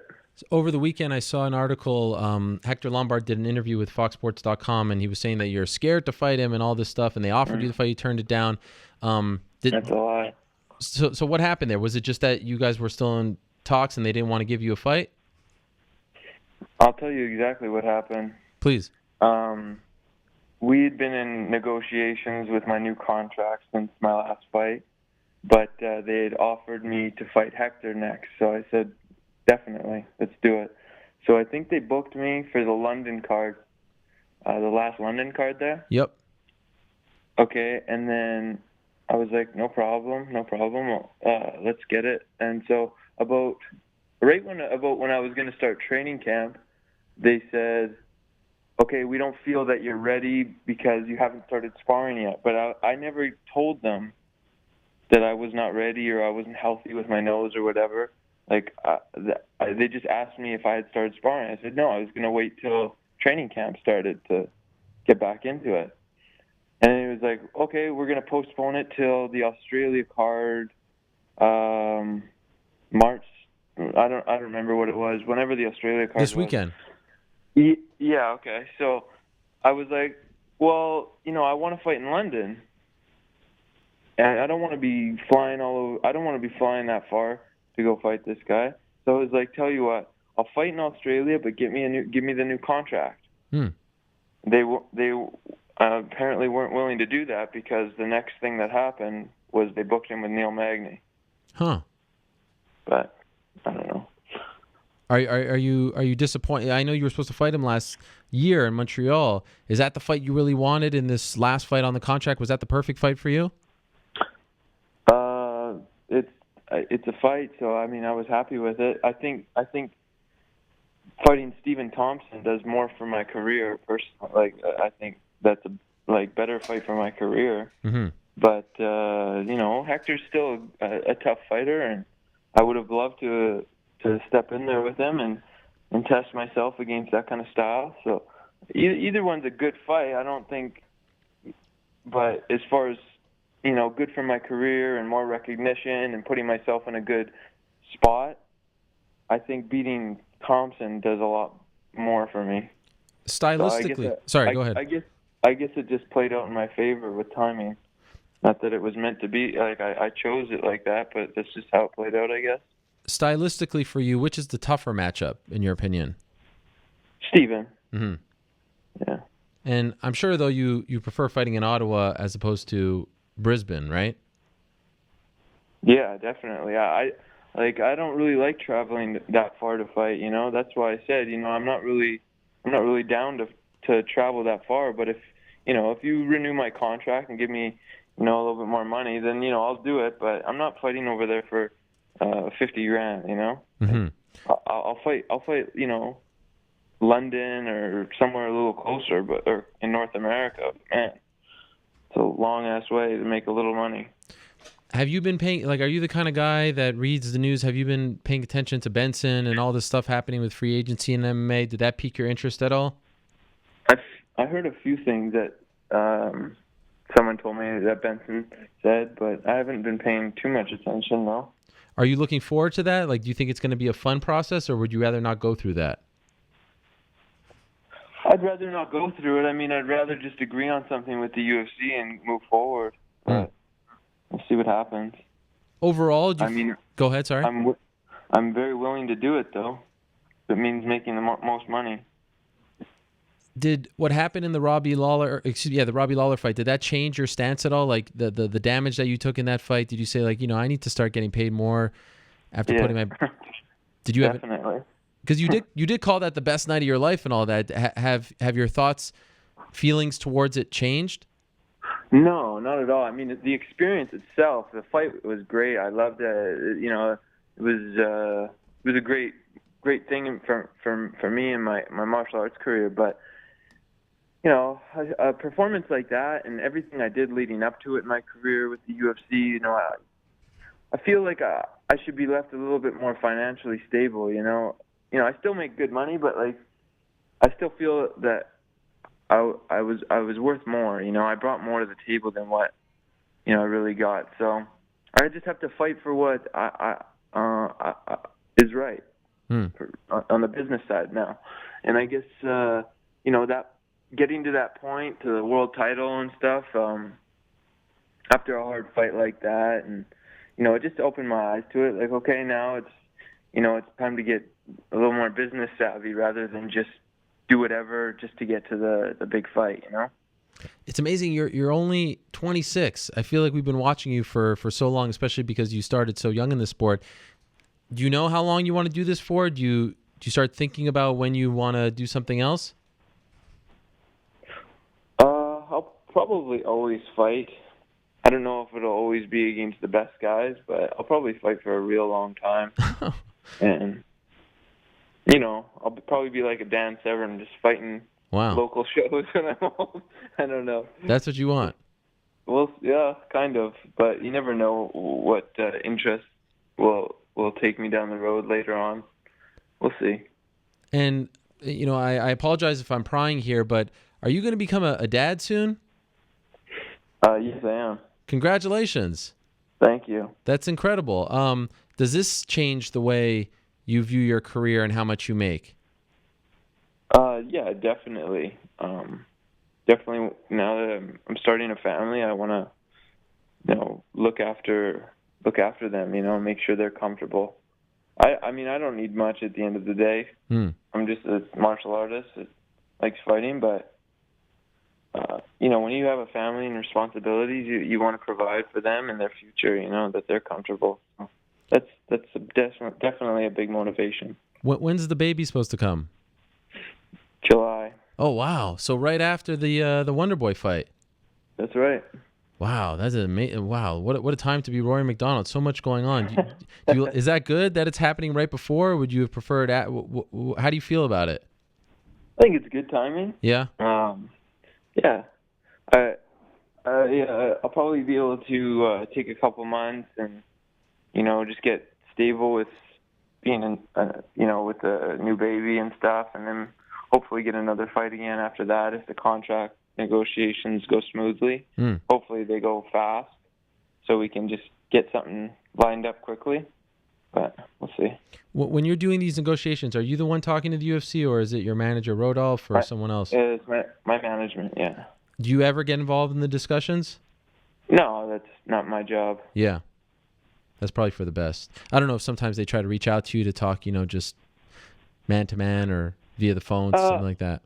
Yeah, I mean, they can call me, but and talk to me if they want. But if you want to start talking numbers and all that stuff, I'm just going to leave that to the guys I pay to do that. Yeah. It was great to see you at the press conference a couple weeks ago, and I noted briefly when I saw you, the hair was back. You look great in the suit, and then you broke my heart. You said you're going to shave it again. Why are we going to shave it? You look so good with that hair. I don't know. I was just screwing with you. I don't know. I might shave it. I don't know.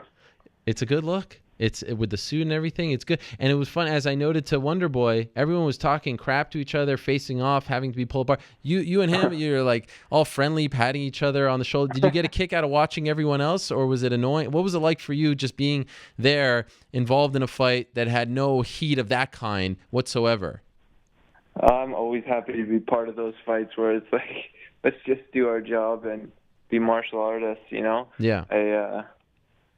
It's weird now seeing how every single time someone gets in a fight with another person, they have to hate them, or there's some kind of drama now, and it's a big story. I don't get that, man. Too much. I'm just going in there. I respect all the guys that I fight, and most of the time I get along with them pretty well because we have similar interests. We like to fight each other. Right.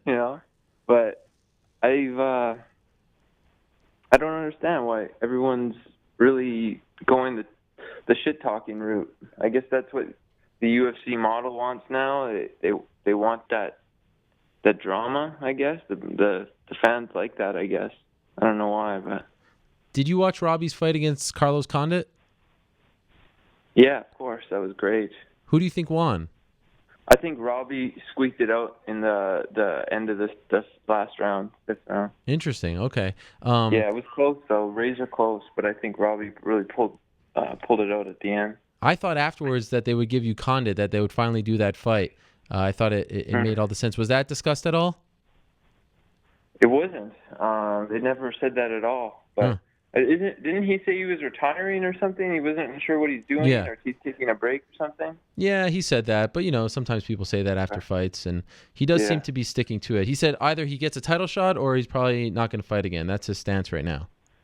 Gotcha.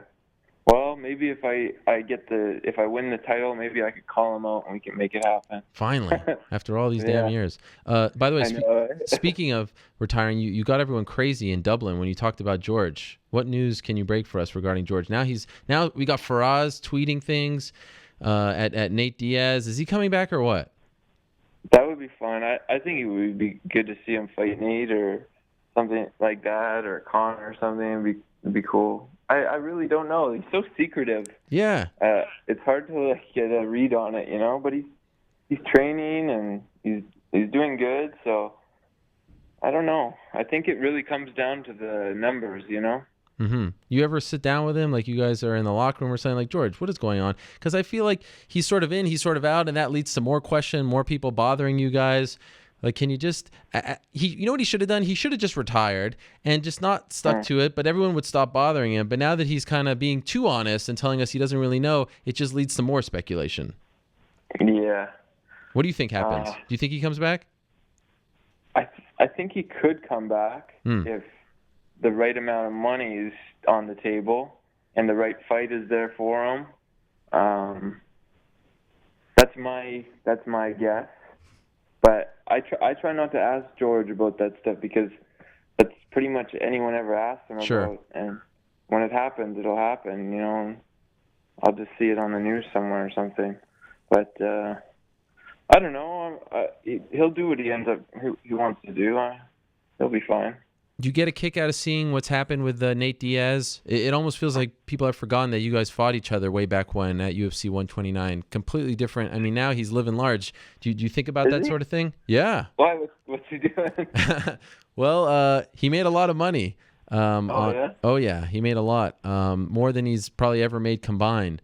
Okay, good. Yeah, well, you know, with pay-per-view and all that and how big, you know, they said that fight, that card did over 1.5 or around 1.5. That's what Dana said last week in the media. Wow. He got paid big time. And now he's like on Extra. He's doing all this like mainstream. Awesome. You like that? I'm super happy for him, man. I hope everybody gets paid like that, especially a guy who's been around for so long. And I've seen a couple of his fight numbers after, and I was absolutely pissed. I was like, how is a guy like this making that money, you know? Mm-hmm. I feel the same way about my fights, too, you know? Sometimes I look at the numbers, I'm like, what the fuck, man? Right. How am I getting paid that? So, you know, when you hear something like that, like, it makes you happy, you know, for martial artists. Do you think that the times are changing now, that guys are starting to feel like a lot more guys? Do you guys talk about that backstage? You talk about that at the gym? Like, it's time that we start getting paid a little more? It's definitely becoming a main issue in our sport. You know, guys really want to see themselves get paid. You know, they understand this isn't forever, and there's no pension after this, or, you know, anything like that. You got to make your money while you're in it, and so it's a hot topic now, you know? Yeah. Do you remember the first time you started to think that way? Was it before the Robbie fight or after? I always thought about it. I mean, it was always there, but I mean, I just didn't put as much like stock into it, you know? I didn't put as much effort into really making it an issue. Now it's more of an issue. Last thing, do you think that there's a chance in the lead up to this fight that you come to terms on a new deal, or has that been put on the sidelines until this fight is over? It's already. I signed the contract for Stephen already for the amount that I am making, so it's already locked in. Okay, so there's no chance they come up back and say, you know what, we want to. It's done until the fight, until June 18th and beyond. Well, so far, you know, I'm signed into the fight the way it is. If they come at me with a new offer, it would be really surprising. I don't see that happening. Okay. What's your gut say? Do you think you resign, or you after the fight? Yeah. What do you think? My gut tells me I don't know. I don't even know anymore. I'm just gonna do what I have to do, what I can control. I'm gonna go in there and try to have the best performance of my life, and then my job is done. And then GDP, as they say, get that paper. Yeah, that's the plan. Rampage Jackson once told me the cheddar makes it better. It does. Yeah. I agree with that. Well, wow, this has been fascinating. I did not expect this. Now I understand why you didn't want to come on the show before. It all makes sense now, Rory. No hard feelings. So I appreciate. Yes. All coming together. All coming together. Fascinating stuff. Really appreciate you coming on and talking so openly about this. I think that's important as well. And wow, now I'm really looking forward to June 18th. I was really looking forward to it before. Now I'm definitely looking forward to it. June 18th, Ottawa, Ontario, Canada. Rory MacDonald versus Stephen Wonderboy Thompson. It does not get better than that, in my opinion, as far as MMA is concerned. What a pleasure to have you on the show, Rory. Thank you so much. Best of luck to you with everything, with the training, with the upcoming birth. By the way, being a father is the greatest thing times a million. Your life is going to change for the better. I say this as a proud father of 2, so really happy for you that you're about to be a boy or girl. Do you know? Girl. Awesome. Beautiful. I love it. Yeah. Congratulations on that, and I will talk to you very soon. Again, thank you so much. All right. Thanks, pal. All right, there he is, Rory MacDonald, stopping by. Whew, I did not expect that. Wow, fascinating stuff there from Rory MacDonald. Really interesting, and as I said in December, that is the story to watch in 2016, free agency in MMA. Holy moly. All right, we will talk more about that a little later on, but one guest to go, and very excited to talk to this man. Back home, enjoying the spoils of being just the second man in UFC history to defeat Anderson Silva. We were there in London. What a performance. One of the best fights of the year thus far, and one of the best fights that I've ever seen live. What a roller coaster of emotions it was. We are talking now to the great Michael Bisping, joining us from his familiar setting here on Skype. Michael, how are you? I'm very good, my friend. As you say, I am back home. Yes. It's very nice to be home, of course. You know, it was a mission successful. As you say, only the second man to beat Anderson Silva. So very proud of that. Took a little vacation, but now back home with the kids, back to business as usual. So it was interesting watching you on social media, you and your lovely wife. You were, nice SpongeBob mug, by the way. Very manly of you. Always the SpongeBob cup. Yeah. Big SpongeBob fans in this house. What can I say? You're wearing a Violent Gentleman t-shirt and drinking a SpongeBob mug, drinking out of a SpongeBob. I love it. There you go. So Many there, levels. yes, I like it. You're traveling all over the place, all through Europe. So it was a nice, trip, I'm sure. Were you going to do that regardless of the victory? Was that always in plan? Yeah, well, see, that's the thing. It's what's the word? Tempting fate a little bit. Sure. Because we did schedule the holiday, the vacation, whatever you want to call it. Typically we like to stay in the city or the country where the fight is and do a little bit of traveling. But I did say to my wife, I said, this may either be the best trip we've ever had or the worst. I could be limping around, I could be covered in stitches. Now, I was limping around and I was covered in stitches, but it was still one of the best trips ever. Of course, I got the victory, I got the nod, and that's all that matters. After that, everything else is just by the by, Kind of like a victory tour. You were in Rome, you were all over the place. Are people coming up to you and saying, I just saw you, because you're fresh on everyone's minds? What was it like around Europe, where maybe UFC isn't as popular as it is here in North America? Were a lot of people recognizing you? I wouldn't say a lot of people were recognizing me. Certainly, it was happening. In Rome, there was quite a few Italians came up. Michel, great fight. And then Prague, funnily enough, there was a couple of people as well. But it wasn't. I wasn't being mobbed in the streets, that's for sure. But obviously we're on holiday. We're in Rome, going into nice restaurants. I'm walking in. I've got about 15 stitches in my face, 2 black eyes. So I felt the need to explain to everybody, listen, I'm not a thug. I'm a professional, but my wife was just like, Michael, shut up, say nothing. We're not bothered. So I just ate my food and looked like a thug, as usual. Sure. Nothing changed. Of course. How many times have you watched the fight? I've only seen it, I think, twice. Okay. Why? But I lived it. You lived it. I lived it. Yeah. What's going through your mind when you watch that sequence at the end of the third round? What are you thinking? Well, the first 2 rounds I was happy with, of course. I won the first round clearly. I won the second round big. If I had another minute on the clock, I could have finished him there. I was getting some good shots off. Third round was more of the same. I was certainly in control of it. And then I'm not sure if it was a punch or whatever it was. As we know, my mouthpiece went flying.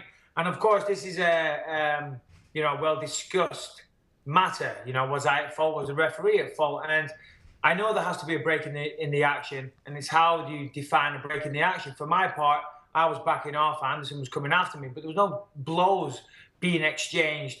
But it is what it is. I made a rookie mistake. I really did. I pointed at the floor. I looked to the referee. As I looked away, Anderson pounced. Listen, I'm not angry at anybody. I'm not angry at Anderson or the referees. One of those things, I should have known better. So I take that one in the chin. or in the face or the eye or wherever it was. But yeah, that's my lookout. So this is a bit of a shift because after the fight, you told me Herb Dean is responsible for this. Do you take the blame away from him now? Listen, I've had many nights sleep since then. Yeah. I've almost got my good looks back. Yes. And I'm not bitter about these things. It is what it is. Listen, I got the win. Had I have been knocked out, then maybe I would have been looking to blame somebody. Yeah. Probably myself. But listen, the fight went on. I was down. I was not out.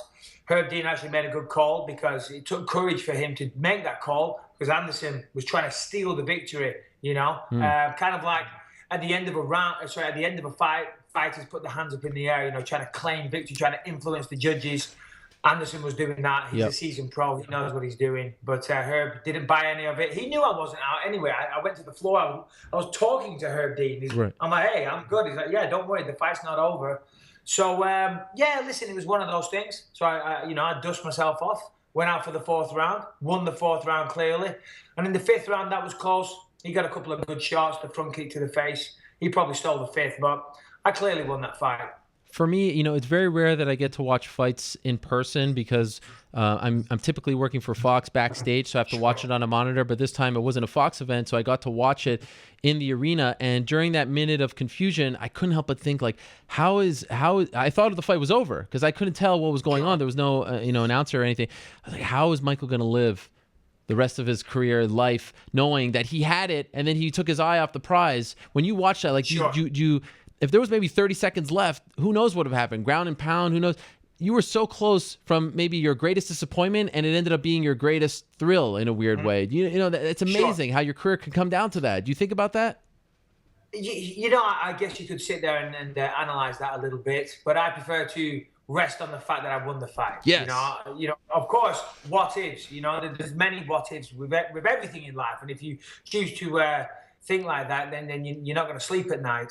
Fact of the matter is, I won the fight. I'm very happy to do so. I fought cheats my whole career. I finally faced a legend on a fair playing field, and I'm one of only 2 men to do it. So that's what I'm focusing on right now. That's what I'm thinking about. Of course, there was that touchy moment, and I had to fight through adversity. I had blood pouring out of my face everywhere. And in many ways, I'm kind of glad that happened. It made the performance much more gutsy, and I'm proud of it. I'm proud of the whole fight. Anderson was a solid opponent. It was a great fight. The crowd were going crazy. Everybody enjoyed it. I want to thank everybody that came out, bought a ticket, and I'll see you at the next one. That was a legacy fight. I feel like when your career is all said and done, that's the first fight everyone will talk about. And I'm wondering if in the fight, I know you're in the fight and it's hard to smell the roses, but did you ever tell yourself, like, I need to freaking win this fight. Enough's enough. It's the 4th round. It's the 5th round. I need to dig down deep. This is my fight. This is the fight that's always did you ever have that internal monologue with yourself? Yeah, I'm not sure if I ever did. I mean, I had that mindset and those internal dialogues with myself throughout the entire camp. Yeah. I'm not sure if there was a moment in the fight where I actually thought like that. But I know at the end of the 3rd round, I was sat on the stool and blood was literally pouring out of my face. And there's some great pictures on Instagram and doing the rounds on social media. But I remember thinking, no, this ain't done. I'm fine. I'm good. And as I said, I went out there and I won the 4th round. And, some people at that point, they can choose to quit on the stool or go out and fight with their heart. And that's what I've always done. And I'm proud that I've done that in every fight in my career. And as you say, I think that will be a fight that goes down in my legacy. And that's what I wanted, to be honest, as we spoke about at length. I know people have always been quick to criticize me, always quick to say, he's a good fighter, but he always loses the big ones. So for me, I had to win that fight. And I wasn't going to let a stupid mouthpiece incident, I wasn't going to let a few cuts and a bit of blood rob that moment from me. So regardless of what was happening, I was going to finish that fight. When the announcer, Andy Freelander, announced that you were the winner, I asked you, what do you think it will feel like when they announce that you are the winner before the fight? But now that you lived it, do you recall what that was like? What was that moment like? I saw you jump on the cage. It was a beautiful thing. You seemed euphoric. But do you recall what it actually felt like when you realized that you were the winner? It's always kind of hard to put that into words. But of course, as I said to you on the night, relief.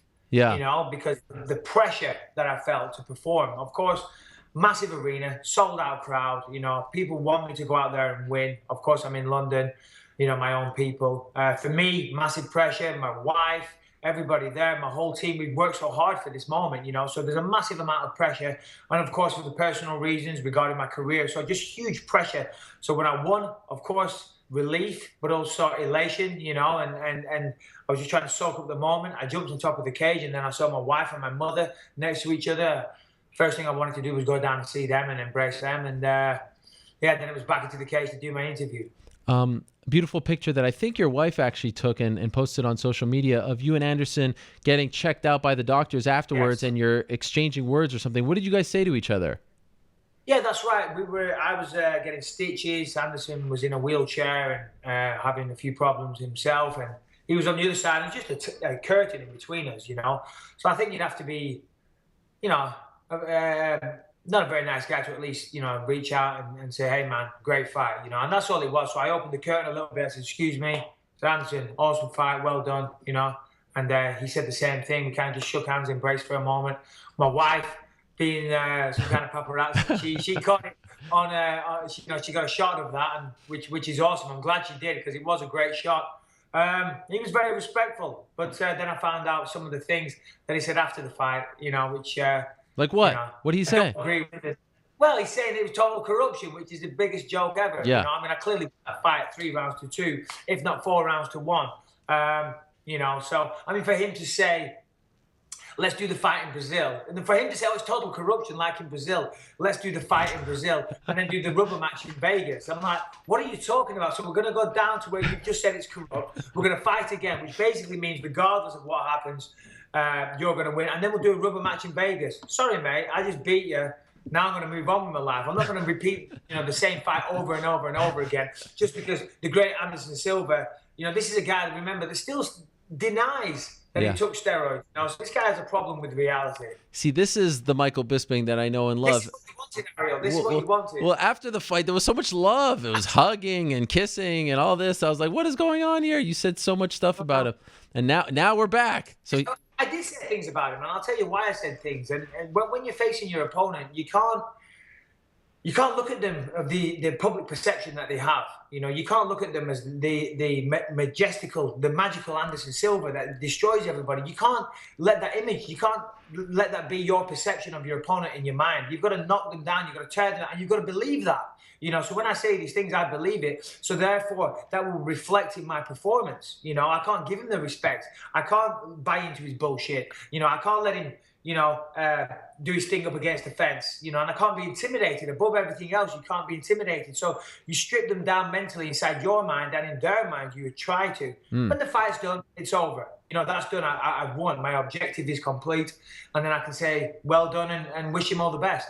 I think a really interesting part of that fight was when he was trying to mess with you and stood up against the cage and dared you to hit him. And then you took a step back and you said, I'm not going to get involved in this. It was almost like in the past, I feel like your ego would have said, F you, I'm going to go for it. But this time you're like, no, I'm not playing this game with you. Did you think that way as well? Because there was a moment where you were deciding what to do there. Yeah, no, there was. Anderson's very good at that. He's got, urban cat-like reflexes, and he always has. So I'm not going to stand there and let you make a mockery out of me. Of course, he obviously does that. He's done it in many, many fights. He obviously does it in training, and, I threw a few shots. I connected with a couple, but a few missed. And I thought, hold on a minute, I'm not playing into your games. And I did this in training camp. We anticipated this in the training camp. And we said, if he does that, just take a step back. Take a step back, and he'll have to take a step forward. And that's what I did. And it works perfectly. So a couple of weeks later, I maintain that you should fight for the belt next. The time is now. Let's make it happen. Yes. You wanted none of this talk on that night. You didn't want to talk, and I get it. It was a big deal, relief. No, it wasn't that I didn't want to talk about it. To be honest, I was overcome with emotion. I get it. And as I say, relief and all these things, for me, that was a big fight. Obviously, Anderson Silva is a big fight, but it was in London, and for the mental reasons, for me, it was a big fight. People saying he can't win the big ones. So for me, it was relief isn't the word, because I knew I could win that, but it was. I was enjoying the moment. I get it. I wasn't thinking about the next fight, So, of course, I won that title fight. Of course, I won a fight. I think Luke Rockhold beats Weidman again. No disrespect to Chris. He was a great champion and a great fighter. But I think Rockhold gets the job done again. And I'd like that rematch. I've just beaten Anderson Silva. I think that sells it in itself. I've won 4 out of 5. I've fought nothing but the best fighters in the world. and people have had title shots on. Nate Diaz is maybe getting a title shot against Robbie Lawler for beating a 145er. Okay, regardless of who that 145er was, but now he gets a welterweight title shot. Come on, I just beat Anderson Silva. Okay, so have we had any talks with the UFC brass about this? Yes. Okay. Dana White called me. Yes. 2 days after the fight. Okay. Hotel room, and first of all, I bust his balls a little bit for his comments after the fight. I said, "Oh, thanks for ruining my biggest moment of my career, saying that you thought Anderson won. Thank you very much." And then he said, "You know how it is when you watch fights and this and that." He said, "Lorenzo went away and watched the fight again and called him up and said Bisping clearly won that fight." He said, "So Lorenzo thinks you won the fight." He said, "I'm going to watch it again." So anyway, we had a nice, we had a laugh and we had a nice conversation. And Dana said some lovely things, so I thank you for that. And then I said, "Right, listen, what's next?" I said, I want that title shot, Dana. Yeah. And then, to be honest, I kind of messed up because I gave him his way out. I said, "I know what you're going to say. You always say, let's see how these things play out." I said, "But I'm letting you know, Dana, I think I deserve that shot." And of course, he said, "Let's see how these things play out." You son of a bitch. Listen, I'm happy to wait. I'm happy to wait it out. I deserve that next shot. And, in the past, I've been too eager to accept fights. Off the advice of my manager, Ori, I'm gonna wait it out. I think I deserve it. We'll see what happens. I mean, the middleweight division is a complicated landscape at the moment, so I don't really see who there is next. I mean, I see Jacare beating Vitor, but whoever you look at, they're all rematches. Mine would be a rematch. Jacare would be a rematch. Vitor would be a rematch. Wyman is a rematch. I think mine has a compelling case, and we'll see what the UFC want to do, but I think I deserve it. Deep down, and of course, I will. Listen, it ain't about promoting. I don't like Lou Rockhold, and he doesn't like me, and he can kiss my ass, and I know I can beat him. I kicked his ass in sparring before for 3 rounds, and in the fight, he headbutted me, and I couldn't see too well, and he did that on purpose because I already had stitches in my eye, and he targeted that, and he headbutted me. So there is mitigating circumstances in that fight. He knows he took a cheap shot.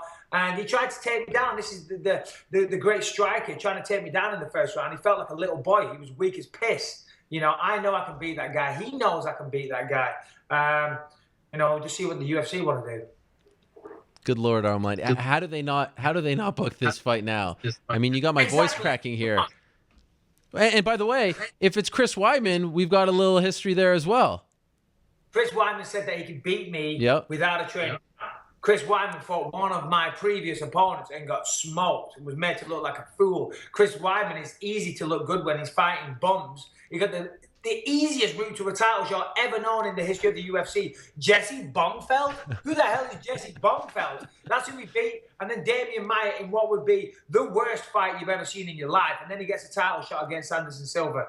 Fights a couple of degenerate Brazilians who are no longer on the happy sauce. And he's done. So Chris Weidman can kiss my ass as well. Now, I don't want to get into this whole Weidman discussion, but we are skipping over your wrestling coach, aren't we? Mark Munoz. Yeah, we are. Come on. Yeah, I know. But yes, we are. Okay, so this is... Yes, that's fine. That's fine. But we are going to hold our ground here, and that fight's happening in your backyard, right? It's happening in LA, so you're going to attend. Is that the plan? Don't accept anything until June 4th. Let's see what happens, and then get the fight. Yeah, well, I'm going to be working that event for Fox. Great. And no doubt the bosses over at Fox will be telling me, like they always do, "Michael, this isn't about you. So focus on the fight. Don't be calling out the champion or the challenger, whoever it may be." So no doubt they will have those conversations. But I will still take a moment to make it all about me and call out the winner. Now, let me ask you this. But yes, I'm willing to sit out. I am willing to sit it out. I mean, I've had a relatively busy schedule. I love fighting. I'm almost good to go now. I've had all my stitches out. As I say, I'm looking, as pretty as I was before, which isn't very pretty, but, I'm almost back to full speed. So I would like to fight sooner rather than later. I think they fight in May. No, June 4th. July, June 4th. Or August. June 4th. Yeah. So August, September. I don't mind. I'd wait till then for a title shot. You can make a very strong case that Michael Bisping has never been more popular than he is right now. You're coming off the biggest win of your career. There's so many good things happening working for Fox. By the way, you'll be back on UFC Tonight this week, correct? Next Wednesday. Next Wednesday, okay. So next week, yep. Yes. And then I get word somehow. At first I thought it was, I don't know, a Photoshop. I don't know what is going on. I get word that you're competing in a grappling match this Saturday against Chael Sonnen. Is this for real? This is absolutely for real. I'm just getting up the details here so I don't forget. But it is. Is it this Sunday? This Sunday. This Sunday, March 20th on YourShow.tv. It's a pay-per-view event. I'm taking on Chael. Sorry, it only costs $12. Okay. Taking on Chael Sonnen in Metamoris rules, so a grappling match. Of course, on there's also going to be Rey Mysterio versus Kurt Angle. There's going to be Dan Severn versus, I don't know, I think it's Ken Shamrock in a MMA match. There's going to be Roy Jones Jr. in a boxing match. So a little bit of everything for everyone. Hey, but I don't care. Listen, I'm taking on Chael Sonnen. I owe that guy, I owe that guy for our fight in 2012. And I finally get to take a bit of revenge out on him. Where is this happening? Phoenix, Arizona. How did this happen? Does the UFC know about this? Yes, of course they know about this. The first person that I called. Your show. So Chael Sonnen calls me up on a Monday morning. Hey, Mike. Blah, blah, blah, blah, blah. And he says there's good money involved. So I'm like, oh, okay, great. He told me the numbers. I'm like, oh, sure, I'm in. And plus, I always wanted to grapple Chael anyway. Really? You know, I wanted to fight him is what I really wanted. But I'm like, yeah, sure. You know, that sounds like a lot of fun to me. I called Dana, and Dana was super cool about it. Really? You know, so yeah, no, this is legit. As I say, YourShow.tv. This Sunday, $12. You are. Yep. Your show.tv. Grappling match. How long? Do you know what? I'm not sure. I think I don't know. I haven't read the fine print. I don't even know if we're fighting in a cage or a ring or what. All I know is it's Chael, so I don't care about the details. It doesn't matter. It could be in somebody's garage for all I care. Gi or no gi? I've been itching to get hold of Chael Sonnen for quite some time, so I get to do that this weekend. Is it gi or no gi? No gi. No gi. What kind of shape are you in? I mean, you've been traveling. I see you eating at a restaurant. What kind of shape what kind of shape do you think I'm in, Ariel? Well, you just went on this vacation. The greatest fighter of all time, Anderson Silva. Chael Sonnen's just been on the bloody Celebrity Apprentice. I just beat the guy that Chael Sonnen couldn't beat on given 2 occasions. He was finished both times. Okay, so you worry about Chael Sonnen. Okay, is there a weigh-in? Is there a weight limit? What are the rules here? I think it's open weight, actually. Oh, look at this. Wow. I mean, Conor McGregor gets all the props. I'm going open weight. Yeah. I don't even care. Wow. Chael Sonnen's going to come in about 225, something like that, I would assume. I'm a svelte 203. Is that true? That's it? Yeah, about 203, I would say. After all those restaurants in Rome. And I know. I'm as shocked as you are. No, I was going in the hotel gym. Is your son your main training partner for this upcoming match? Yeah, my 14-year-old boy is a great replica of Chael Sonnen, the Olympic wrestler. No, he really is. No, I've been working out down at Misfits MMA, which is a place where I do most of my grappling. So I've been going in there, blowing off the cobwebs. I'm still in good shape. It was only, 9 days after the fight when I started training again. So, yeah, I'm good. We talking 6 figures here? What are we talking? We're talking enough to buy everything that I'm looking at in your blue studio. That's $10. That is, yeah, $10. It's decent. Listen. Is there a win bonus? Win bonus? No, there is not. Submission bonus? Flat. You just got to show up. All good. I'm probably going to punch him in the face. I'm going to say, oh, sorry, I got the rules confused. I'm going to drop an elbow on him. Unbelievable. He deserves it for being a cheat all these years. Any PED testing?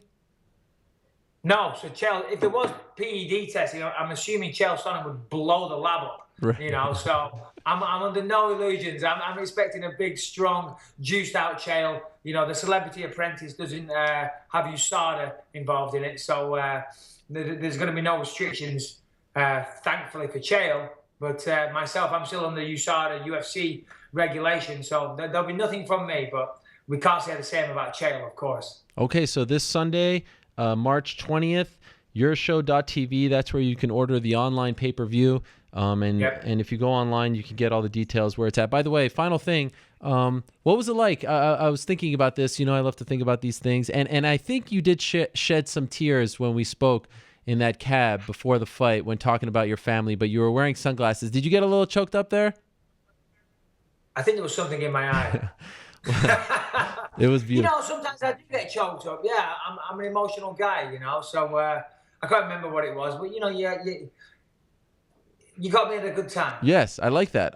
But what was it like when you called home and spoke to your kids after beating the great Anderson Silva? That's always the best thing ever. I mean, after every fight, win or lose, and for the record, 99.99999% of the time, they are wins. Right. But win or lose, the first thing I want to do is talk to my son, because I know he gets very worked up when the fights are happening. Even when I'm winning the fights, he can't really watch. He's so emotionally invested. He gets very touchy. He was yapping at his sister, apparently. Apparently my sister was saying, his sister was saying, is he winning? Is he doing good? And he's like, yes, of course he is. Look at him.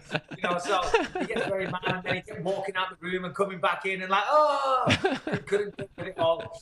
Sometimes he doesn't watch it all because he can't handle it. He just comes in and says, what's happening? And then walks off again. So God bless him. The first thing I do is call him.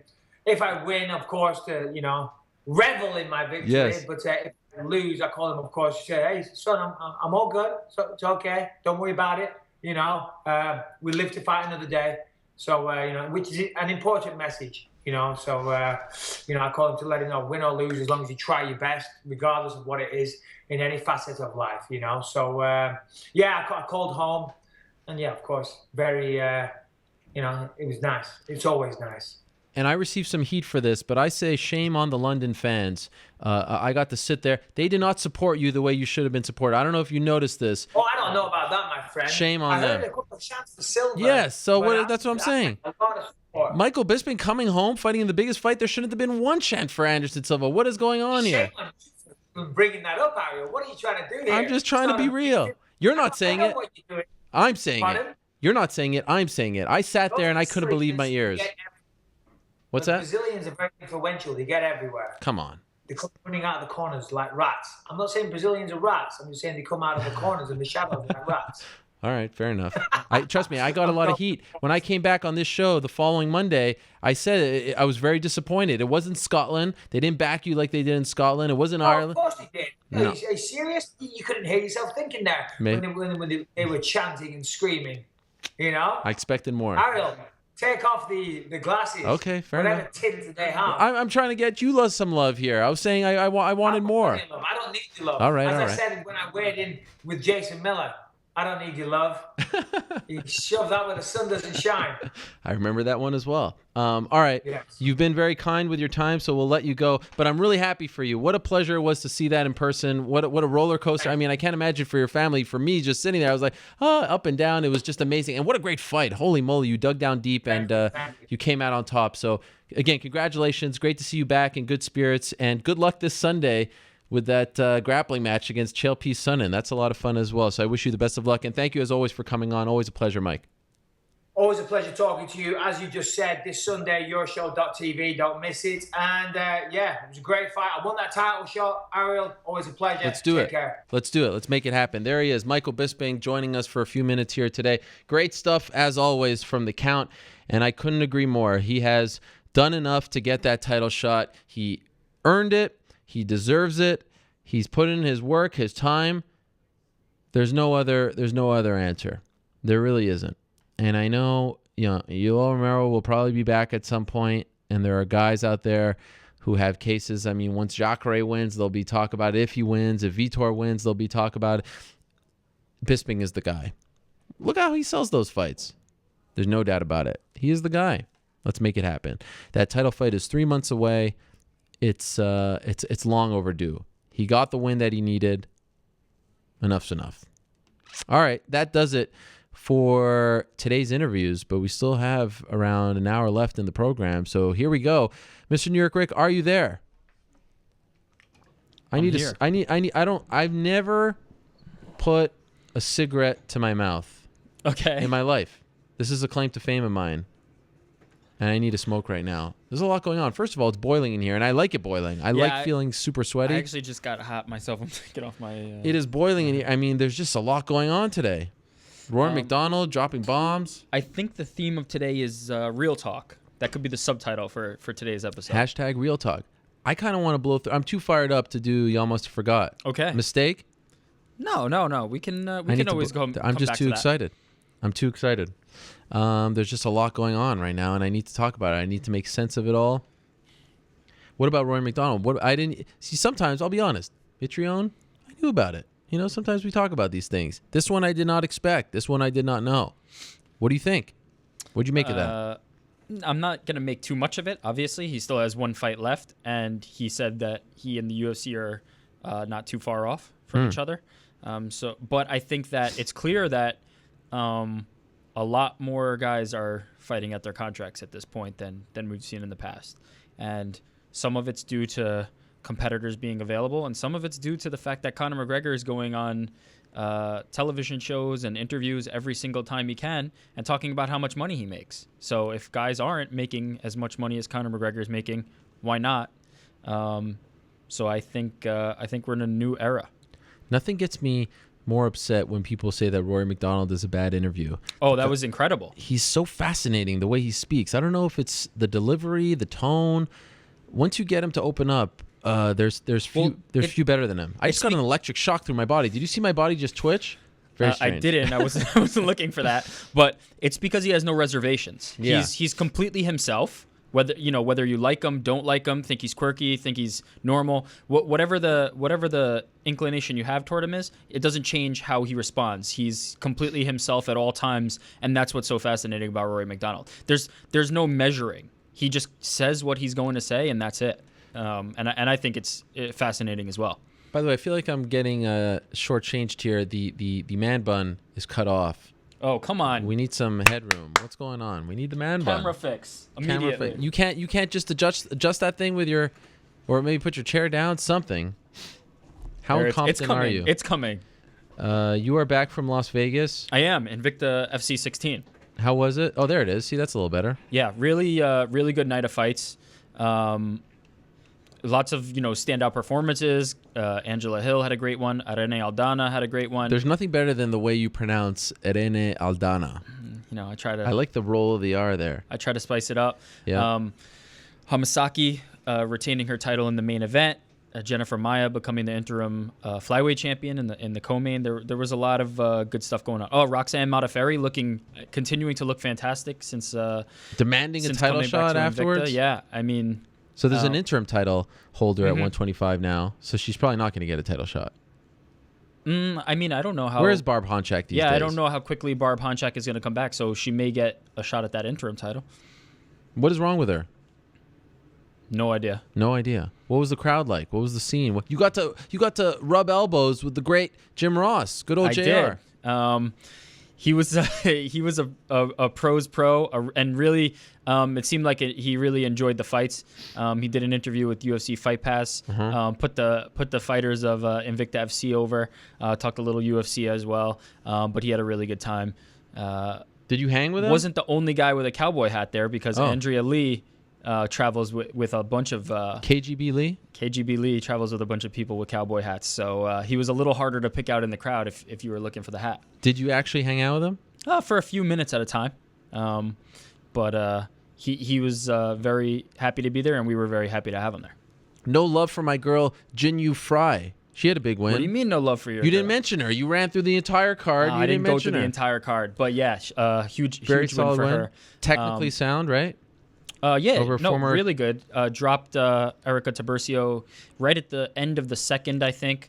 Really cemented that victory. Although it seemed like Erica thought she had won, but the judges and the crowd didn't seem to agree. She is a physical specimen. You know those museums where they show you the human anatomy? You know those ones, the muscles? Yeah. What's that one called? The Bodies exhibit. Yeah, that's what she looks like. Like her when Esther took some pictures. Yeah. It's insane.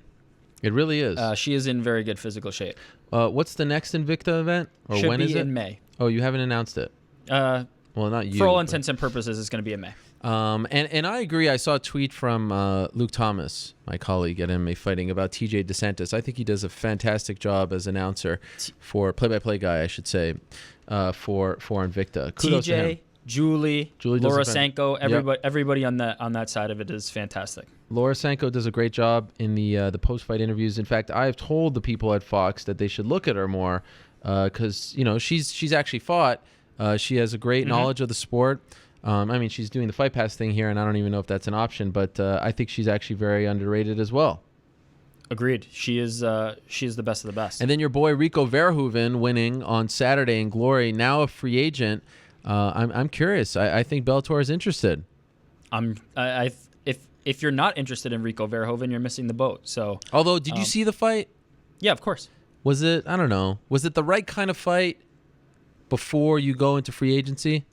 First of all, I think what? European kickboxing and MMA don't have that same kind of they don't have that same kind of view on setting fights up and things like that. The best guys fight the best guys, and there's not much pomp and circumstance to it. There's not much worrying about putting this guy in his next step to get this thing. Yeah. It's more best fighting the best. And at the time, this was the contender that was set up for Rico.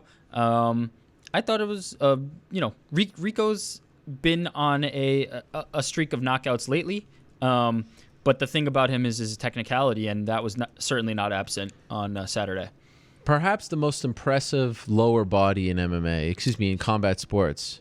I mean, his tree trunks, absolutely stacked. Those thighs, I mean, and he's hitting you with them. Break me off some of that. He's not just standing there boxing. It's unbelievable. Break me off some of that. I think it's probably because he. I don't know. In kickboxing, do a lot of guys? I have a feling he works out.